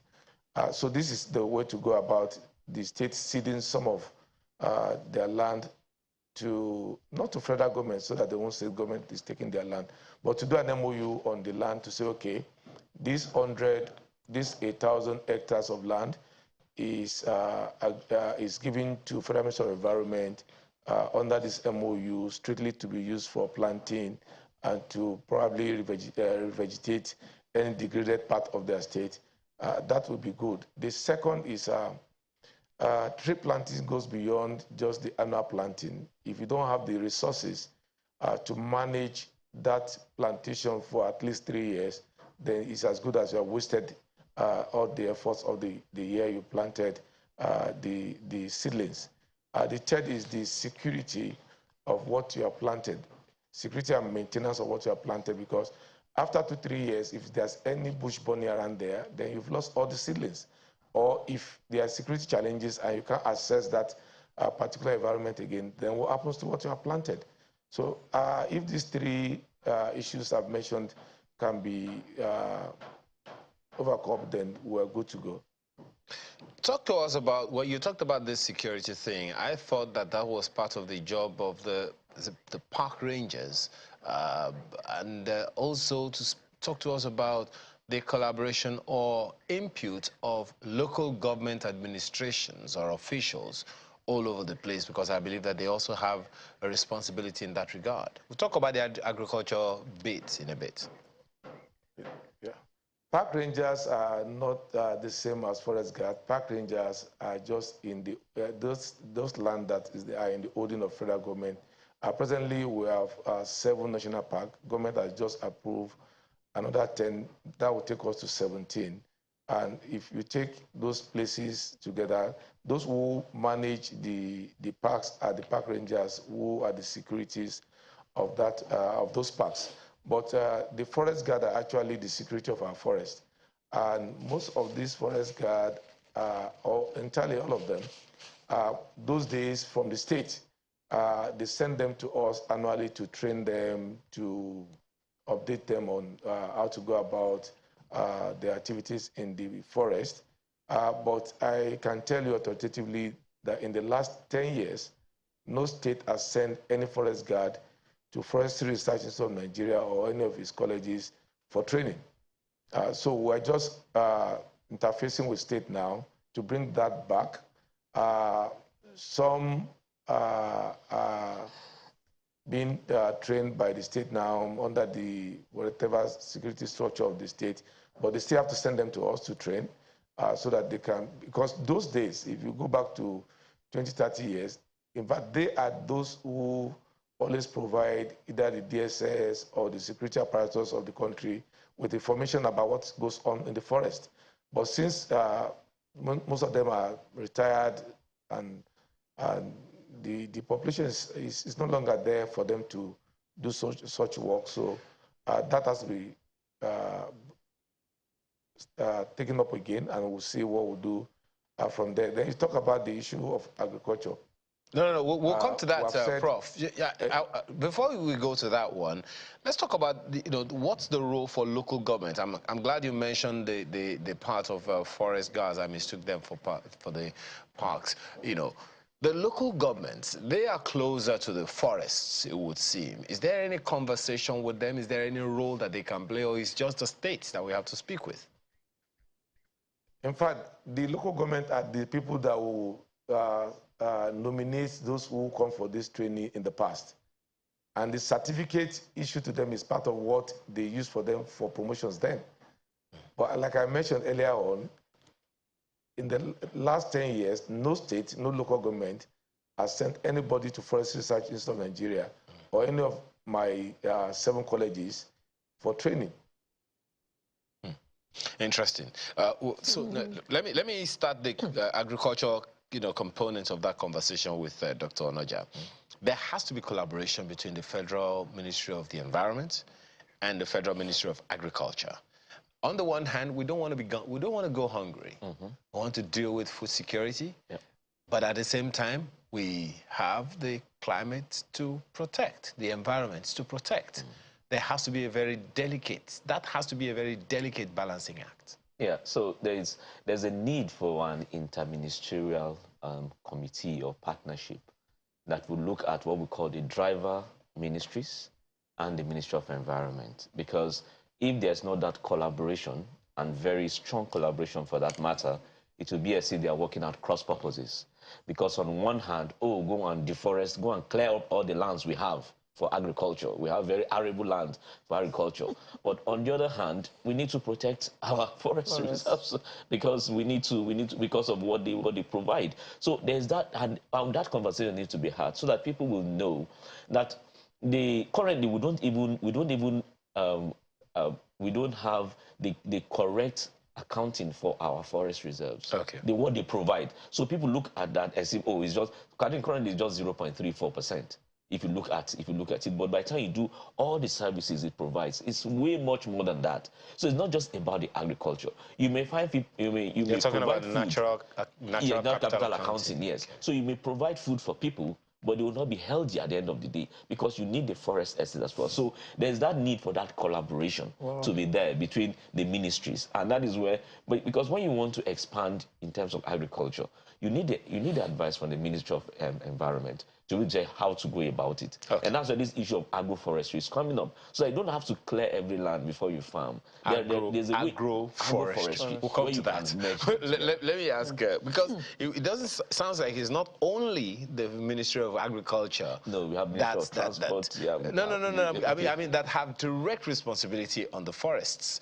Prof, it would seem like the Ministry of Solid Minerals is also involved in that. So that balancing act, how are you going about it? You talked about the fact that you're already collaborating and all of that. So the question that I'm wondering, asking you right now is, it's a very delicate balancing act. Everyone has to do what they have to do by law, but at the same time, we all have to work together to protect this planet by what Dr. Onoja is saying.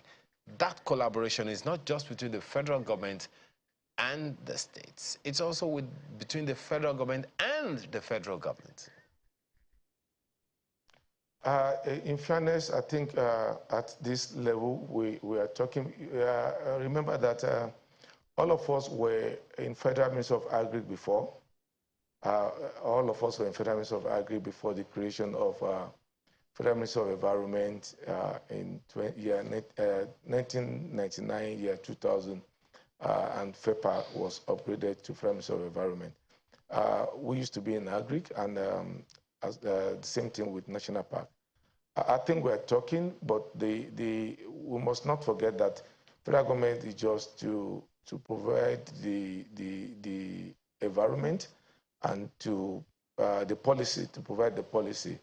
Most of these activities, like I earlier mentioned, still take place in the states. And some states are forthcoming, are collaborating well with federal institutions, and we're working together. It's just to get the entire governors forum on board and to let them embrace and understand better.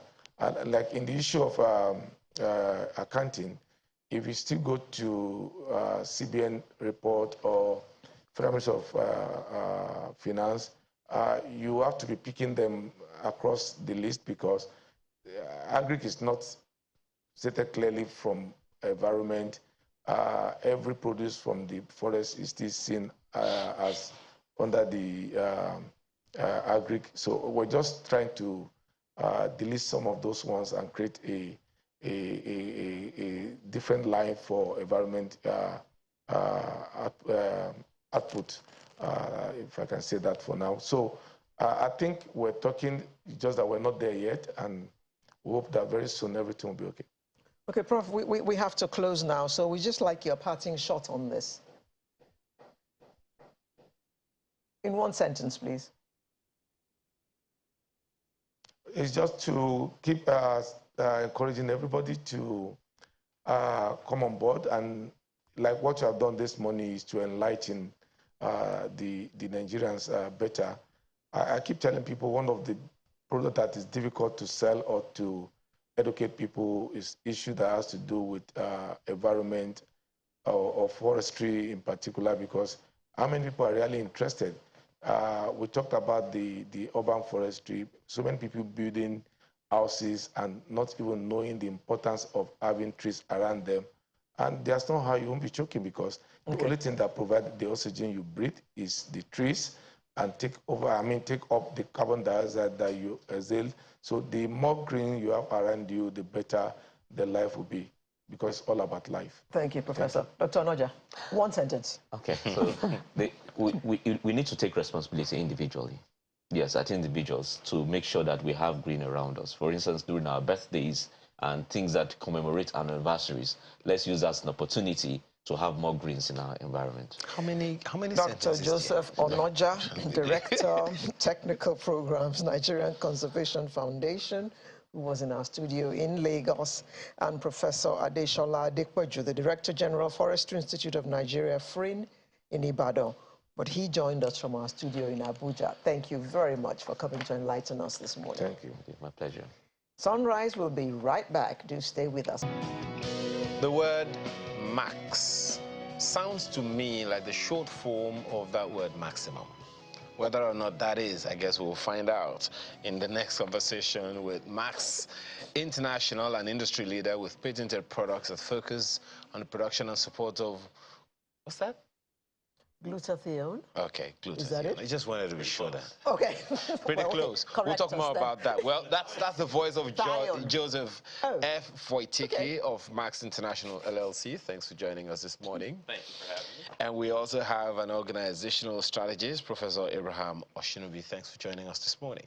Thank you for having me. Well, let's begin with you, Mr. Foitiki. What does this, what's the word again? Glutathione. Glutathione. Glutathione. Yes, yes. Okay, what does it mean? Well, it is a molecule that is produced in every one of our cells, and it is the center of your cellular defense. And so it is very, very important for you to keep your glutathione levels high, right? So like what glutathione does is it'll help protect your cells. It'll help make your cells healthy. But the problem with glutathione is that as we get older, our glutathione levels decline. And so you don't feel the same at 20 years old as you do at 30. And then when you get to 40, you know, something is happening. And one of the things that's happening in the aging process is your glutathione levels are going down. Okay, so Is that the one produced by the liver? Where is it produced in my body so I can eat more of that? Well, you can't really eat it. Your body, your cells are actually making it. Yes, that's the point I'm making. I want to eat more. So where in the body is do? it made? Everywhere? It's in your cells. All of your cells are making it to defend themselves, right? So you need to continuously be producing glutathione to be healthy. All 37 trillion of my cells. That's right. Oh, Christ. That's right. Right. So this is why this is so important, right? Is because it's happening in your body everywhere. And so when you look at Max's products, we help your body to make glutathione. All 37 trillion cells of my body. That's right. Prof. So do you have all 37 trillion cells of your body producing glutathione? That's it. You got it. Absolutely. Why is this important now? Yes, it is so important. As a matter of fact, we now regard glutathione as the most critical molecule needed, necessary for perfect health. As a matter of fact, it is essential to life. It means that we cannot do without it. All the 3 billions of cells in our body, every single cell requires glutathione to survive. As a matter of fact, they also require this molecule to progress, to produce themselves, to replicate, to function perfectly. There are 3 major functions of glutathione in the human body. One, like I said, is like to protect the cell through moderating the immune system. Number 2 is to remove the free radicals from the body. And number 3 is to act as a molecule that will help us extract toxins, waste products. However, because of 3 major things, urbanization of the world, industrial revolution that is continuous in nature, and technological advancement, and a lot of other activities of humans that we have engaged in, our lifestyles have changed tremendously. So by the time people are 50, 60, they would have lost over half of the glutathione level. Unfortunately, something dangerous also goes up as the glutathione level declines. And what are those things? The oxidative stress, accompanied by a lot of chronic disease. In my 35 years of experience as a medical doctor, I don't know of any chronic disease that is not associated with decline levels of glutathione as of today. Okay, so this glutathione now, does it aid longevity? Does it aid wellness? You know, where would you put it? Absolutely. As a matter of fact, if you, right as we speak, if you go inside a hospital, you can divide the patients into 2 groups. One group having serious chronic ailments, another group maybe having mild conditions. One thing that will be common to virtually all patients with chronic ailment is decline level of glutathione. That has been, the study has been confirmed. So it is needed for not only for wellness, it is also necessary for longevity. As a matter of fact, one of the things that retard aging process is the amount of glutathione you have inside your cells. So it protects the cells. Well, Mr. Wojcicki, what solutions then does Max seek to provide with its products? Well, our products help your body to produce glutathione. Our scientist, Dr. Herbert Nagasawa, it took 25 years of research to develop Max's products. They're patented, and they have been researched extensively all around the world, including here in Nigeria. A number of very excellent scientific studies have been done on our patented molecule, ribosine. And what ribosine does is it helps to deliver a very important molecule into your cells, that being cysteine. Bioavailable cysteine is the key to glutathione production. And what our products do is it helps to deliver cysteine in a usable form so that your body, your cells, can make the glutathione.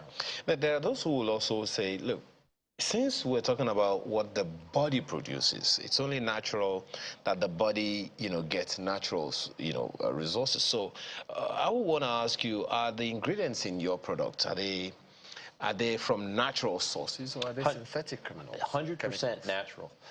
We want to make our products at the absolute highest level possible, because the key to any supplement that you take or any food product that you take is that it's bioavailable. And what does that mean? It means that your body can actually absorb it and that it gets to the site of action and your body then uses it for its intended purpose. To do that, you have to make high quality products. To do that, you have to source the absolute best ingredients. And that's exactly what we do. We manufacture at a pharmaceutical grade. We use the absolute best ingredients. There are a number of our ingredients that are patented, because we want to sell products that deliver on what they say. We want to deliver the highest value products, meaning that if I'm telling you, look, you take our products and it is going to deliver and going to be absorbed by your cells and going to increase your glutathione levels, well, it should absolutely do that. Okay. And that's exactly what we do. Okay.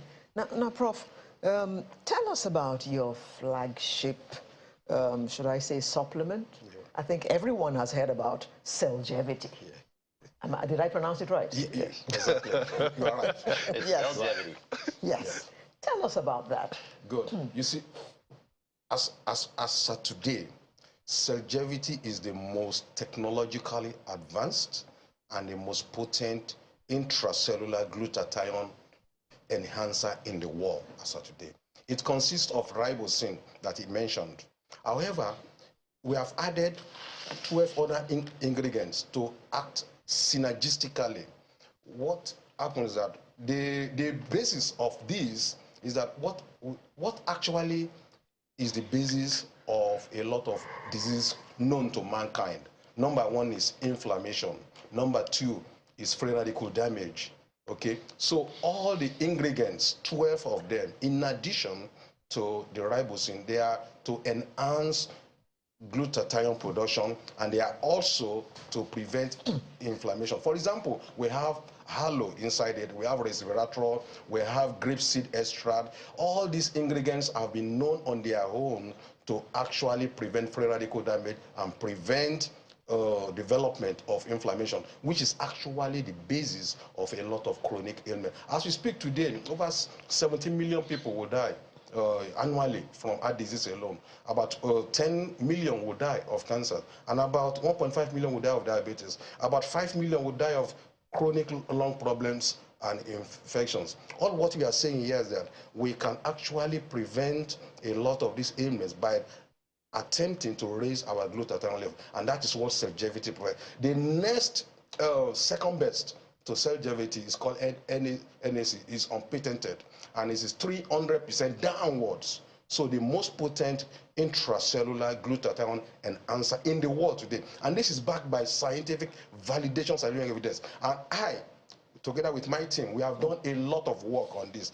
As a matter of fact, I did all these studies without the intervention, without the knowledge of Max International. It was when my results came out, then I became a member of the advisory board of Max International. What are some of the main ingredients? Sorry. My very question. The main ingredients in Cellgevity. Yes. Good. And I wanted to ask Mr. Voitiki that was so that he doesn't. We don't want to be racial here. No. I think that it's always important to get the scientists' view of the ingredients, because they understand the exact biochemistry and what we're targeting. Right. So when we look at ribosine, that is absolutely the most critical ingredient, because that goes towards the center of your cellular defense. That is raising glutathione. There's other ingredients there that are there to help with absorption, for example, black pepper. But you have to have a particular type of black pepper. You have to process it properly, right? So when we talk about resveratrol being there or broccoli seed extract, please understand that there are a variety of different ways that these can be produced, right? But we produce them at such a high grade, such a high quality, right, that they work perfectly synergistically to help your body, your cells, make the glutathione and then support glutathione's functions in your body. So this is a technology. Right? When people look at it and they think, oh, it's just a supplement, that's the wrong way to think of it. It's like if you have a great car, one of the best cars in the world, a Lamborghini, right? It's not just a car, right? There are parts in there that are perfectly placed. There's technology in there that's making it work well. This is the type of thing that Cellgevity is. It is a technology that has been put together to make your body a Lamborghini. Ultimately, it's a car. Let me come back to you, Prof, since you're the scientist here. And you're also an African. There's this thing that medical practitioners such as yourself have also said about the place of natural products and in the body and all of those things. So one is wondering what you see about that, especially because you also talked about, he mentioned the fact that the products are sourced from natural products and all of that. So what are these natural things that are in these products that you're talking about, in this production process that you're talking about? Good. To start with, let's look at the ribosine itself. So the ribosine is actually a combination of natural sugar that the body uses normally, called ribose, D-ribose to be specific. And the cysteine is an amino acid that is present in the body. You see, glutathione is actually made up of 3 amino acids. We have 2 in sufficient quantity. What appears to be the rate limiting one is actually the provision of the cysteine. So once we combine ribose and cysteine, like it appears a little bit unique, and it's as if it's so simple. But it took my senior colleague, Professor Nagasawa, over 25 years to come up with this solution. A lot of things have been done in the past to see how it can be raised, but none was as successful as ribosine. So other natural products within this, just like I mentioned black pepper, we also have grapeseed extract. In fact, research has just documented that grapeseed extract is a very powerful antioxidant and very powerful anti-cancer. And in fact, may be able to put in the not too long distant future, may be able to prevent through what we call OPCs in grapeseed, that is oligomeric proanthocyanidins complexes. These are available within grapeseed extract. And we also have alpha lipoic acid also within. These are all ingredients that are supposed to allow the synthesis of glutathione seamlessly within the cells of the body. I'm assuming that this black pepper and grape seeds are African products. No offense. Well, they are national products. But let me also tell you one thing, that what Max International has done is unique. Let's take, for example, one of our products known as the omega 357. The oil is actually sourced from about the only pristine sea in the world as of today, and that's the Norwegian Sea. Okay, the fishes are harvested and are processed instantly right on ship. So those 2 entities make the products from Max International to be unique. So what Max International actually does is to source for the availability of the best product anywhere in the world.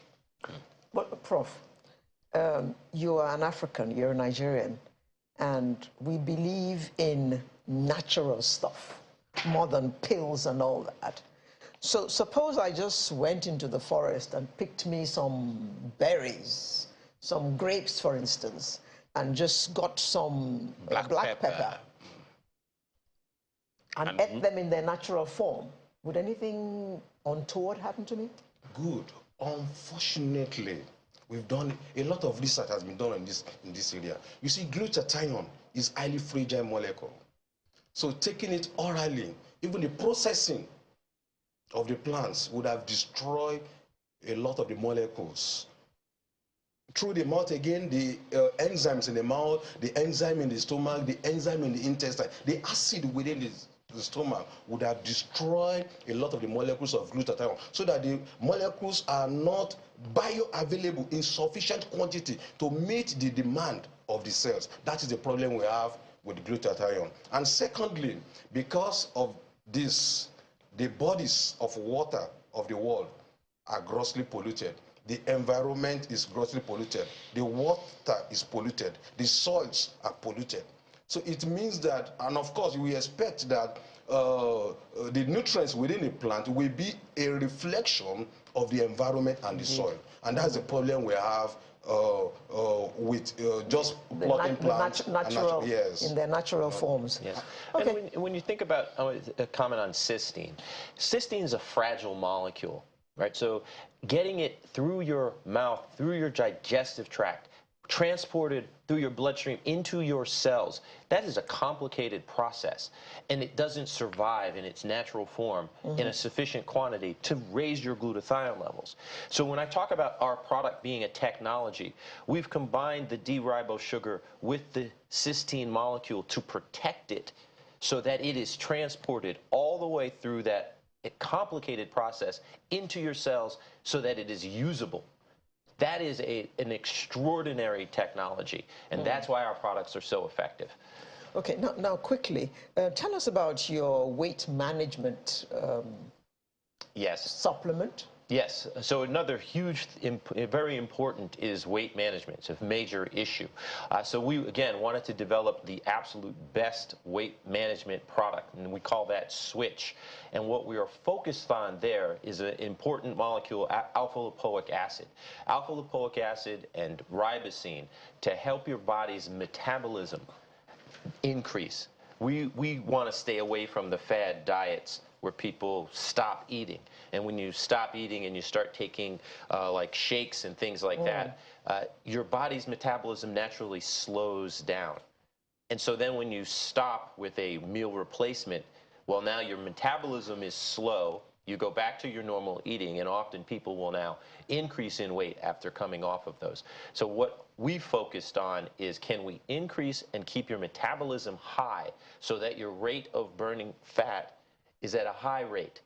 And so that is the science behind that. And in fact, there was just a study published in Ghana that was focused on our Switch product, and it was a very positive scientific study. So it's African. No You know, offense. we want, listen, Africa is one of our major focuses. We believe that the people here deserve the absolute best products, just like everywhere else in the world. So it's important for people to know that the products that Max International makes are the exact same products that we sell in the U.S., the exact same products that we sell in Europe. We don't cut it. It is the exact same high-quality product. If anyone... Okay, go on. Where can we get Max products?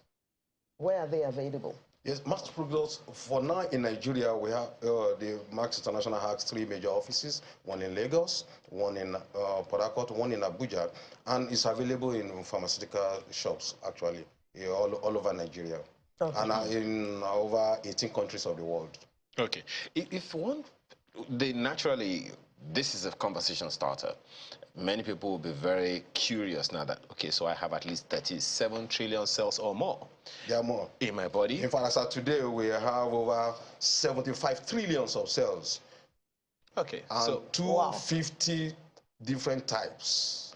250 different types of 75 trillion cells. Yes. I'm walking around. Absolutely. All 75 trillion of me is walking around. More people will be very hungry for more information about what Max International has come to talk about here today. How do we get that information? Website? Is there a website or something? Well, it's max.com. So it's about as simple as it gets. Go to max.com. You can follow me on Instagram, Joseph Wojtycki on Instagram, JOSEPHVOYTICKY. I'm on Instagram.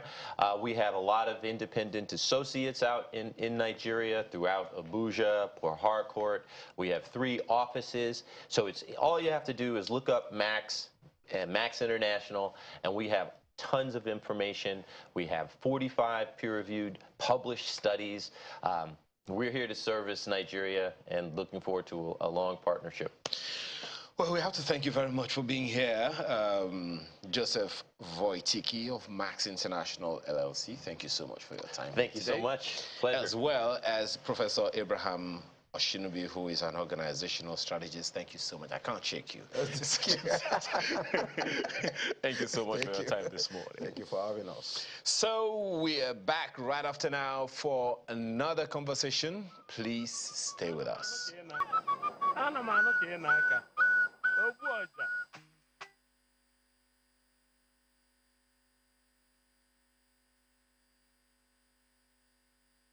Thank you for staying with us. Well, it's a woman thing, so Obviously, it would be... we have to wait. Wait for what? Oh, you know, when the music stopped, we waited for a bit. So when you say it's a woman thing, we have to wait.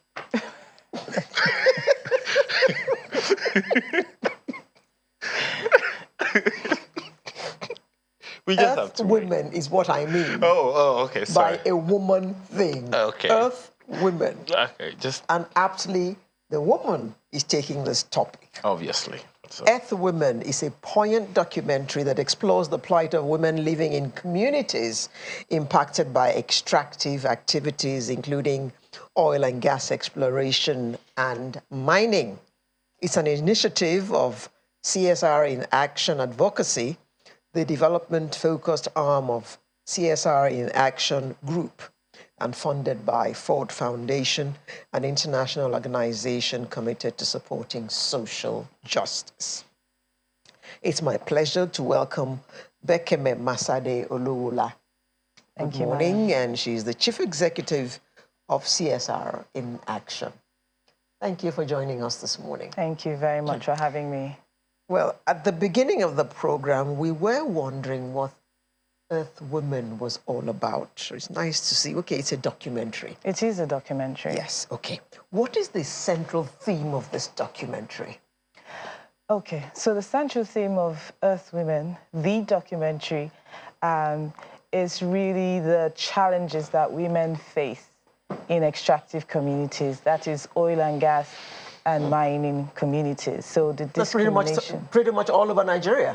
Pretty much all over Nigeria, exactly, exactly, because we're a resource-rich country. So yes, we're talking about this because, you know, we've had conferences for 10 years, and we try to flag up these issues, especially with starting with the community issues and then leading to the women issues. But then, you know, it doesn't just come across as graphically as you want it to. And so it was time for us to graphically represent this through this documentary, and I think it's been a fantastic move to make.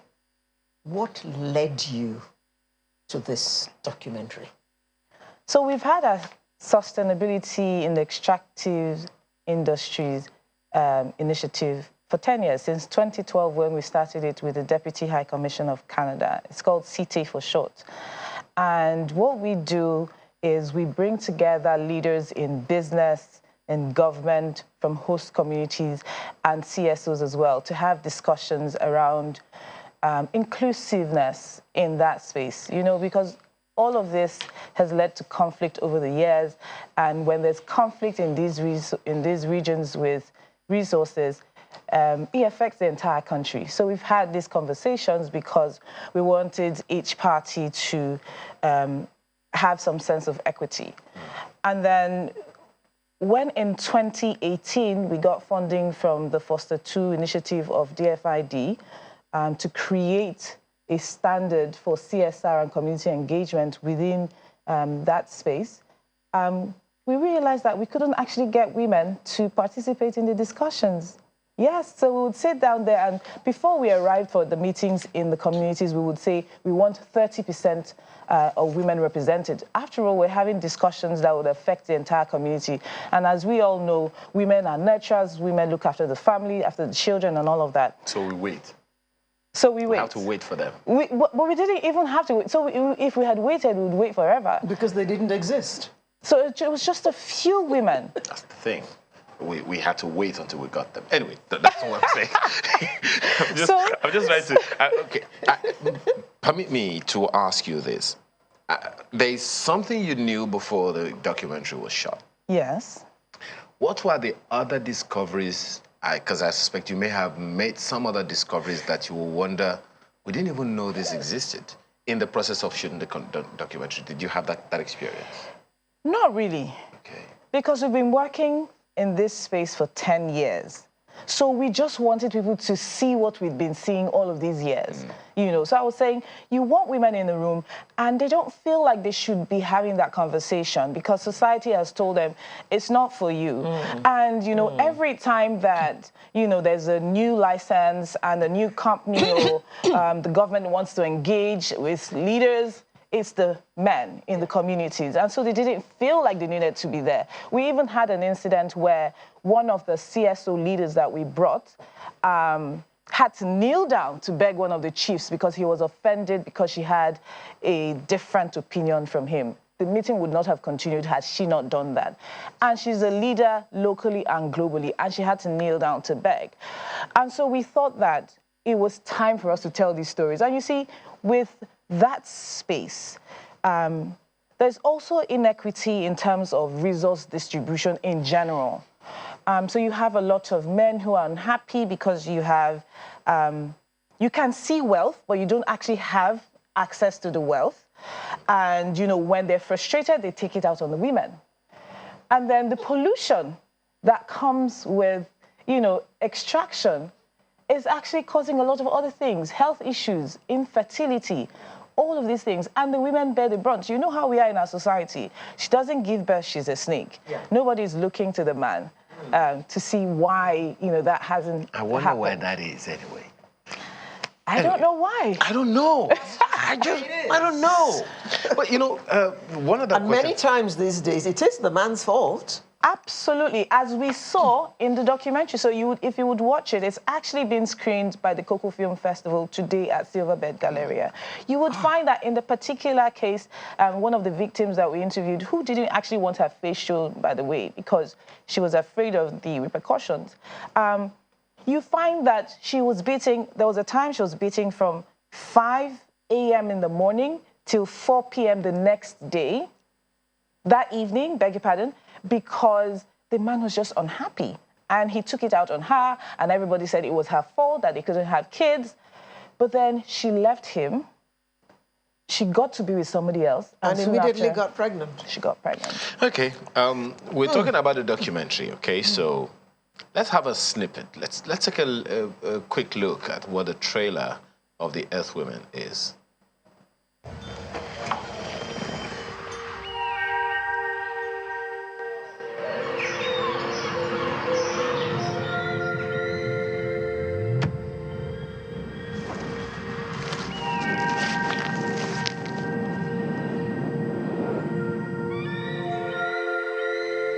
About dagan we boko. I don't second. I don't second. No about dagan. We don't know that there is problem. I doesn't want to remember. There's a lot of conflict in the regions that these minerals come from. The entire processes of even exploration, it goes beyond even where these activities are taking place. As long as extraction means you are bringing something from below the surface of the earth, that process always have a kind of impact generally on women. Are you ready? Yes.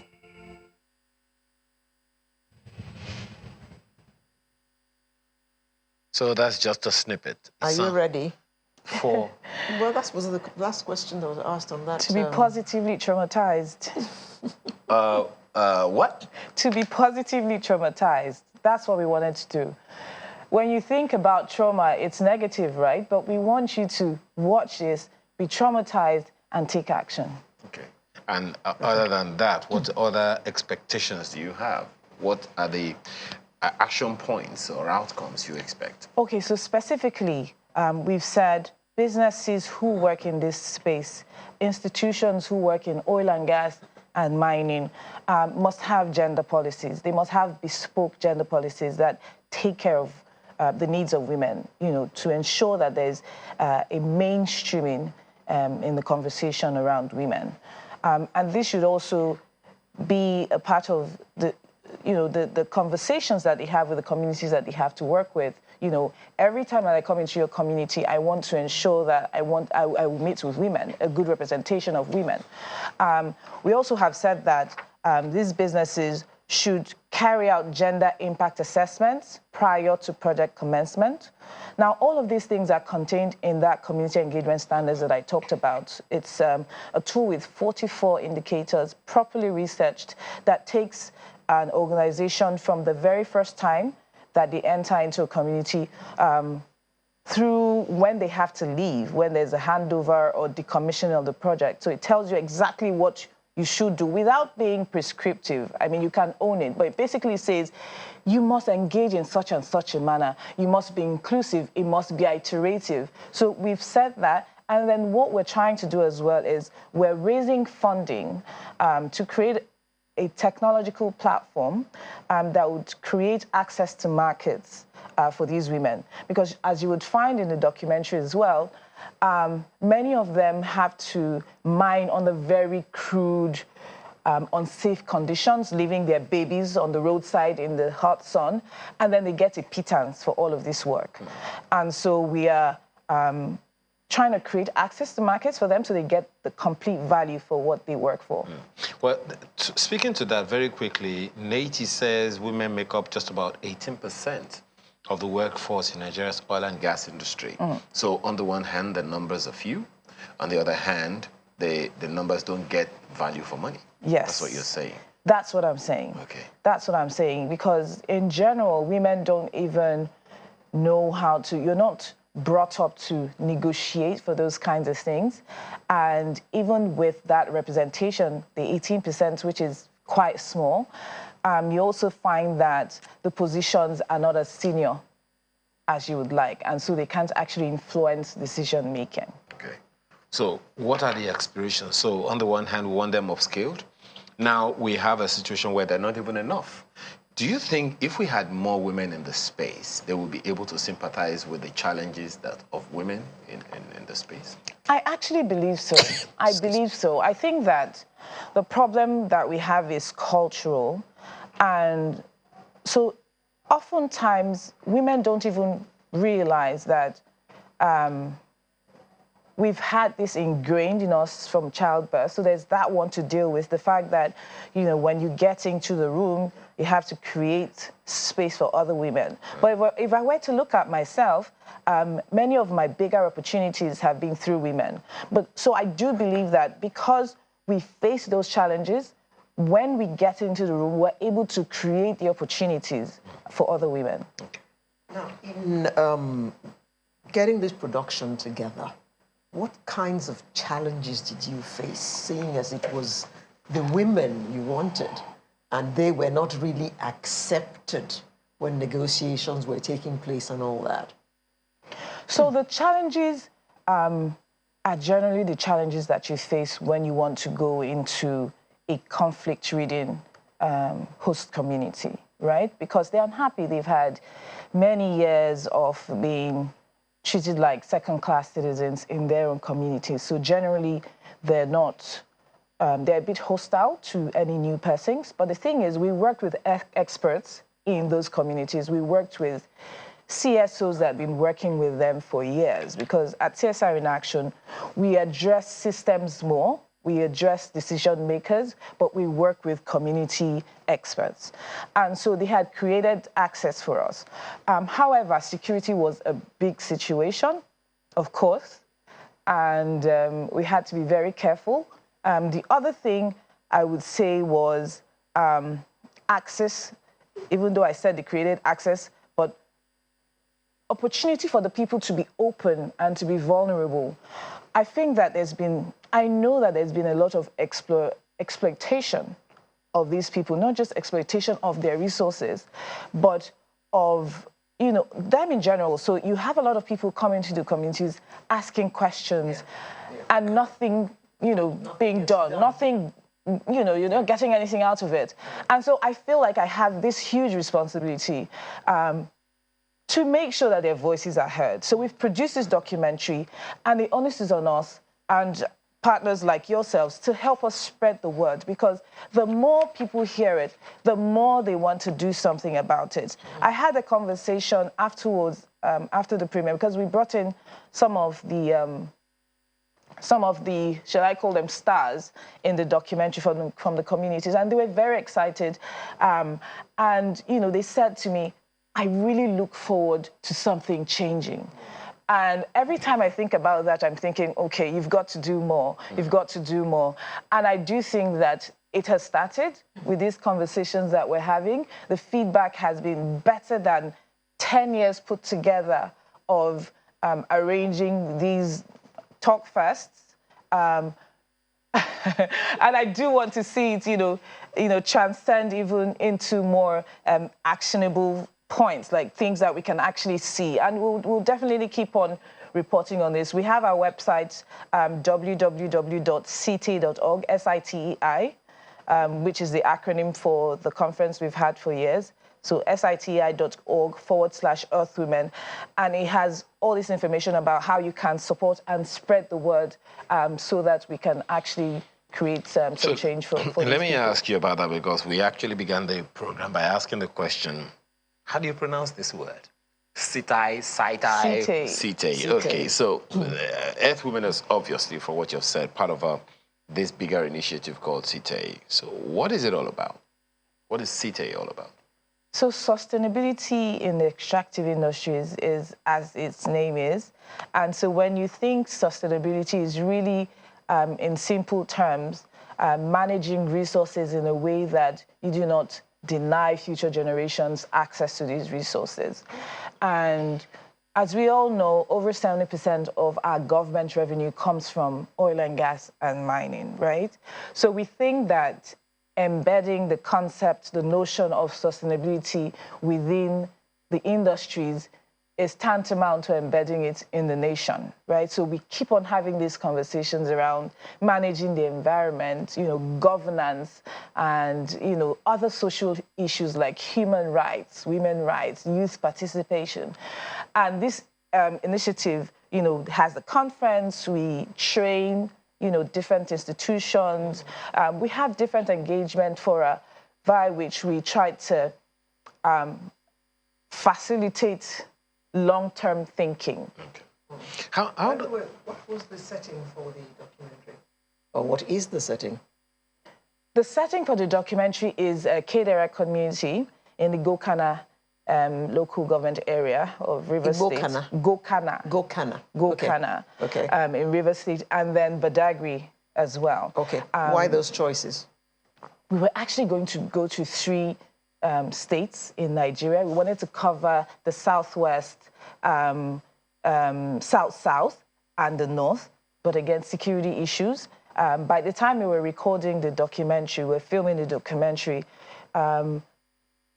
it was the period when they turned off cellular networks in the north. So we had identified fantastic, I don't know whether to use something as positive as fantastic for victims, right? But we'd gotten stories that we thought were worth telling, but then we couldn't access at the time. And, you know, before you knew it, and, you know, all of this was happening within the COVID restrictions and everything. So we had to literally just do what we could in the time that we had and with the access that we had at the time. But we wanted to be sure that we were representing oil and gas and mining, right? Because mining isn't going anywhere. It has the potential to, you know, create great revenue for the country. If it's done in a sustainable manner, it can be good for the economy.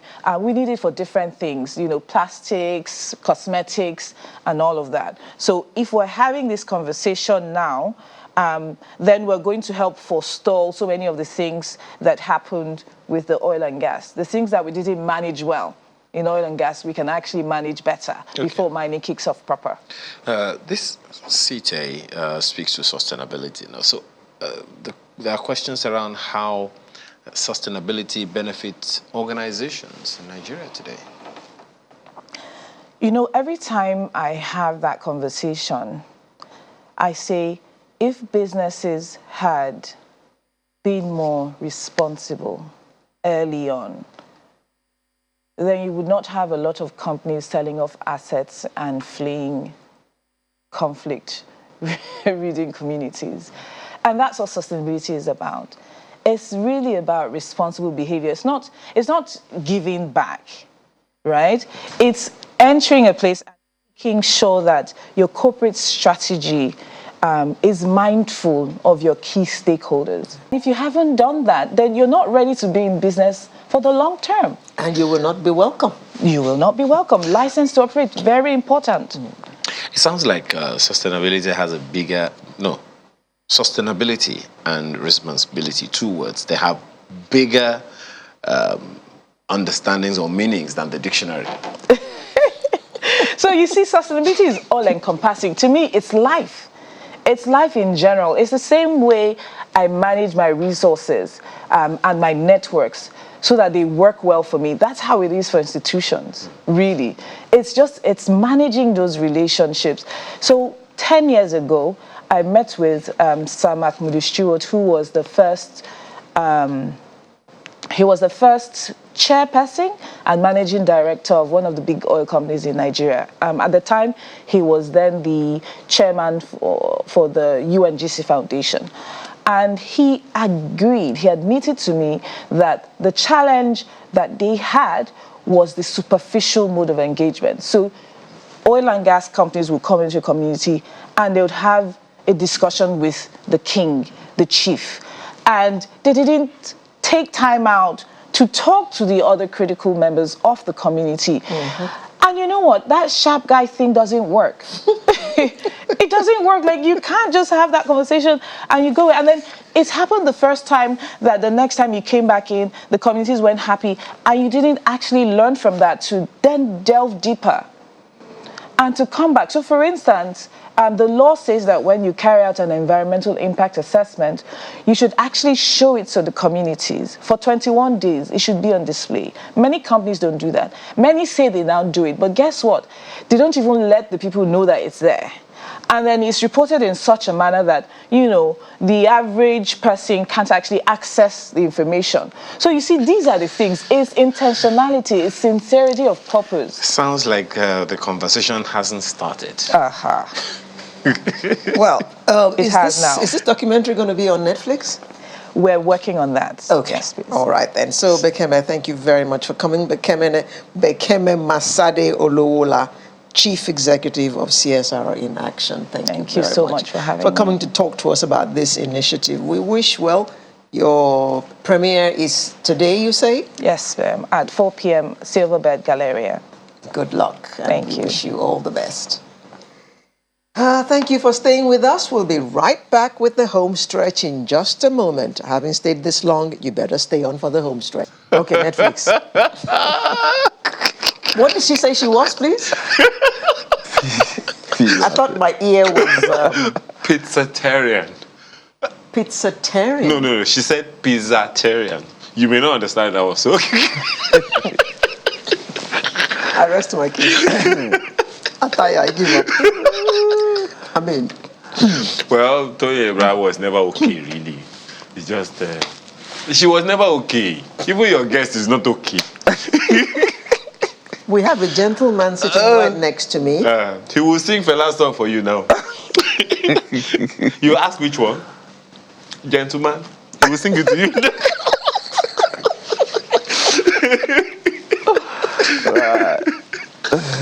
Yeah. Would you please introduce our guest? Oh, yes, our guest. His name is, well, just 1 second. He's actually carried away, right? Yeah, it's Femi Adebayo Salami. He's a lawyer. No, sorry. He's a trained lawyer. He used to be. He's a trained lawyer. Whether or not he's a lawyer, we'll find out. It's another thing. You are a trained lawyer. Yes, are you a practicing lawyer? No, I'm not a practicing lawyer. So are you a lawyer? No. You are a trained lawyer. Yes or yes? I'm a lawyer. A lawyer would always be a lawyer. Once you're called to the Nigerian bar, you are a lawyer. Thank you. He's correct. Because you went to bar. That's the key thing. It's not easy to go to that bar. Less of you ask what kind of bar. A bar is a bar. A bar is a bar. Nigerian Bar Association. That's the lawyer's bar. I'm not talking about the alcoholic bar. Who has talked about alcoholic bar? She said a bar is a bar. That is a Well, you've been acting since 1985. Yes. That's a long time ago. Yes, it is actually. Looking back, what would you say you have learned? Quite a lot. I've learned so much, learning from experiences gathered while on set and the theoretical learning as well while I went for training, and of course meeting different people, different talents every day, working with them every day, gathered a lot about the industry and life in general. Yeah. Between then and now, when I say what you have learned, that's personal. But if you also look at the movement or the trajectory of the movie industry over those years, there has been quite some journey in the industry in Nigeria. Very true. Okay. What are some of those things that you would say have been iconic in the industry? You are a major player now, no doubt about it. Yeah. Well, we obviously can see the rapid growth in the industry, because we actually moved from that analog life that we were in the 80s, to the digital life. And of course, the industry has moved in that, in that perspective as well. So the change has been obvious. Looking back, you will see that even the key players then, I've been moving very fast to learn into getting into the new era. So it's been growth in the industry. Would you say that we're moving closer now to a place where we can submit our movies for international awards, such as the Oscars and all that? Oh, yes. Yes, we are moving very close, extremely close, because I was reading a review about my present movie at the cinemas. My movie, King of Thieves, is presently running at the cinemas now. Okay. And I was reading a view on social media, and the person said, while I was watching Ageshikole at the cinemas, I just keep saying Oscar, Oscar, Oscar. That is to tell you that. And of course, I had that same thing from Tadic, the key players of our industry. When he came for my premiere, I said, Femi, you would obviously offend me if you don't submit this movie for Oscar. Same thing, Moses Babatokwe, the CEO of Film One Film Distribution. Quite a number of people keep saying Oscar. So that is to tell you that we're moving very close to that international standard. I'll also say, one of the things that I said when I saw the trailer, I told you here, that it's the judicious and skilled use of the visual effects. No doubt about that one. But you see, one other thing that I have taken away from it, you've done like 500 movies in Nigeria so far. But what I have seen is that when we talk about epic movies such as Ageshikole, first of all, what's the lesson in it?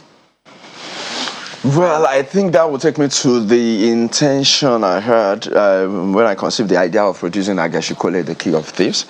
I sat down and I thought that, okay, our culture should be our greatest treasure, which I think is fading away. All right, so from my own perspective, I tend to showcase the beauty of my own culture as a Yoruba man to the entire world. All right. I know there are a lot of beauty in Yoruba culture, language, even our spiritual powers, used in the positive way, because I feel this should be known to the entire world. So reason I decided to come up with an epic movie. At the same time, getting attraction of foreign people to talk about, to see the beauty of our culture. I also wish to tell them about what we feel is happening within our leaders. All right. So that actually took me to the thief aspect of the movie. Do you think that we are telling our stories enough as Nigerians? Not enough. We are not telling it enough. So for someone like me, like a filmmaker, as a filmmaker, I'll continue to tell Nigerian stories. So are we expecting more of these kinds of movies from your stable then? Definitely. I'll keep doing this kind of movies. And of course, the success of Ageshikole has given so many of my colleagues saying, we'll go back and start to produce our stories. What is the meaning of Ageshikole? Compared to King of Thieves? Ageshi is the person that rides a horse. Kole is going to steal from somebody's house. So he rides a horse to steal from their house. He's a thief on horseback. Yeah. Okay. So I was so that's the thief element of it. Yeah, that's you said that something brings you to the thief element. Yeah, that brought me to the thief element. That's okay. Who are the major thieves in our country? So for me, refer to, okay, the bad leaders that we have that steals the treasure of our land, and, drain us back. Are those the real thieves, or those that steals bread, rice, that are hungry? So who are the thieves? All this I was able to, touch. Question mark. Let me ask you this. Since we're going to be hearing more from you in this theme, this kind of movies, I have this belief, and you correct me if I'm wrong, okay, that we don't make, just as Alero said, we don't tell our stories enough, but then we don't even preserve history enough. This movie, Ageshin Kole, is epic. Medieval. Yeah. It's dated, it's set back in time. Yeah. So, but then there are so many other characters like that. At least in the Yoruba, your own environment, the Efunshetoaniwaras, the Shangos, the Oromilas, and the rest of them. Yeah. Is there a way of telling those stories so that people can draw the values from those lives? Yeah, like I said initially, the success of this movie, of course, has given so many of my colleagues as the insight that what we need to go back to is tell those kind of stories you're talking about. Okay, like for me, I'm going to do more of this kind of movie because in my entire career that I've produced movies, none has gotten the acceptability this King of Thieves have gotten. But then the challenge again, Mr. Adebayo Salami, is of research. Information about some of these things that you want to talk about are not usually in public space. You have to literally dig them out. They're not written out. So, and most of the people that should be telling these stories or documenting these stories for people like you, they may have passed on or they may not have good memory of those stories. You're very right. That's the little challenge that we face.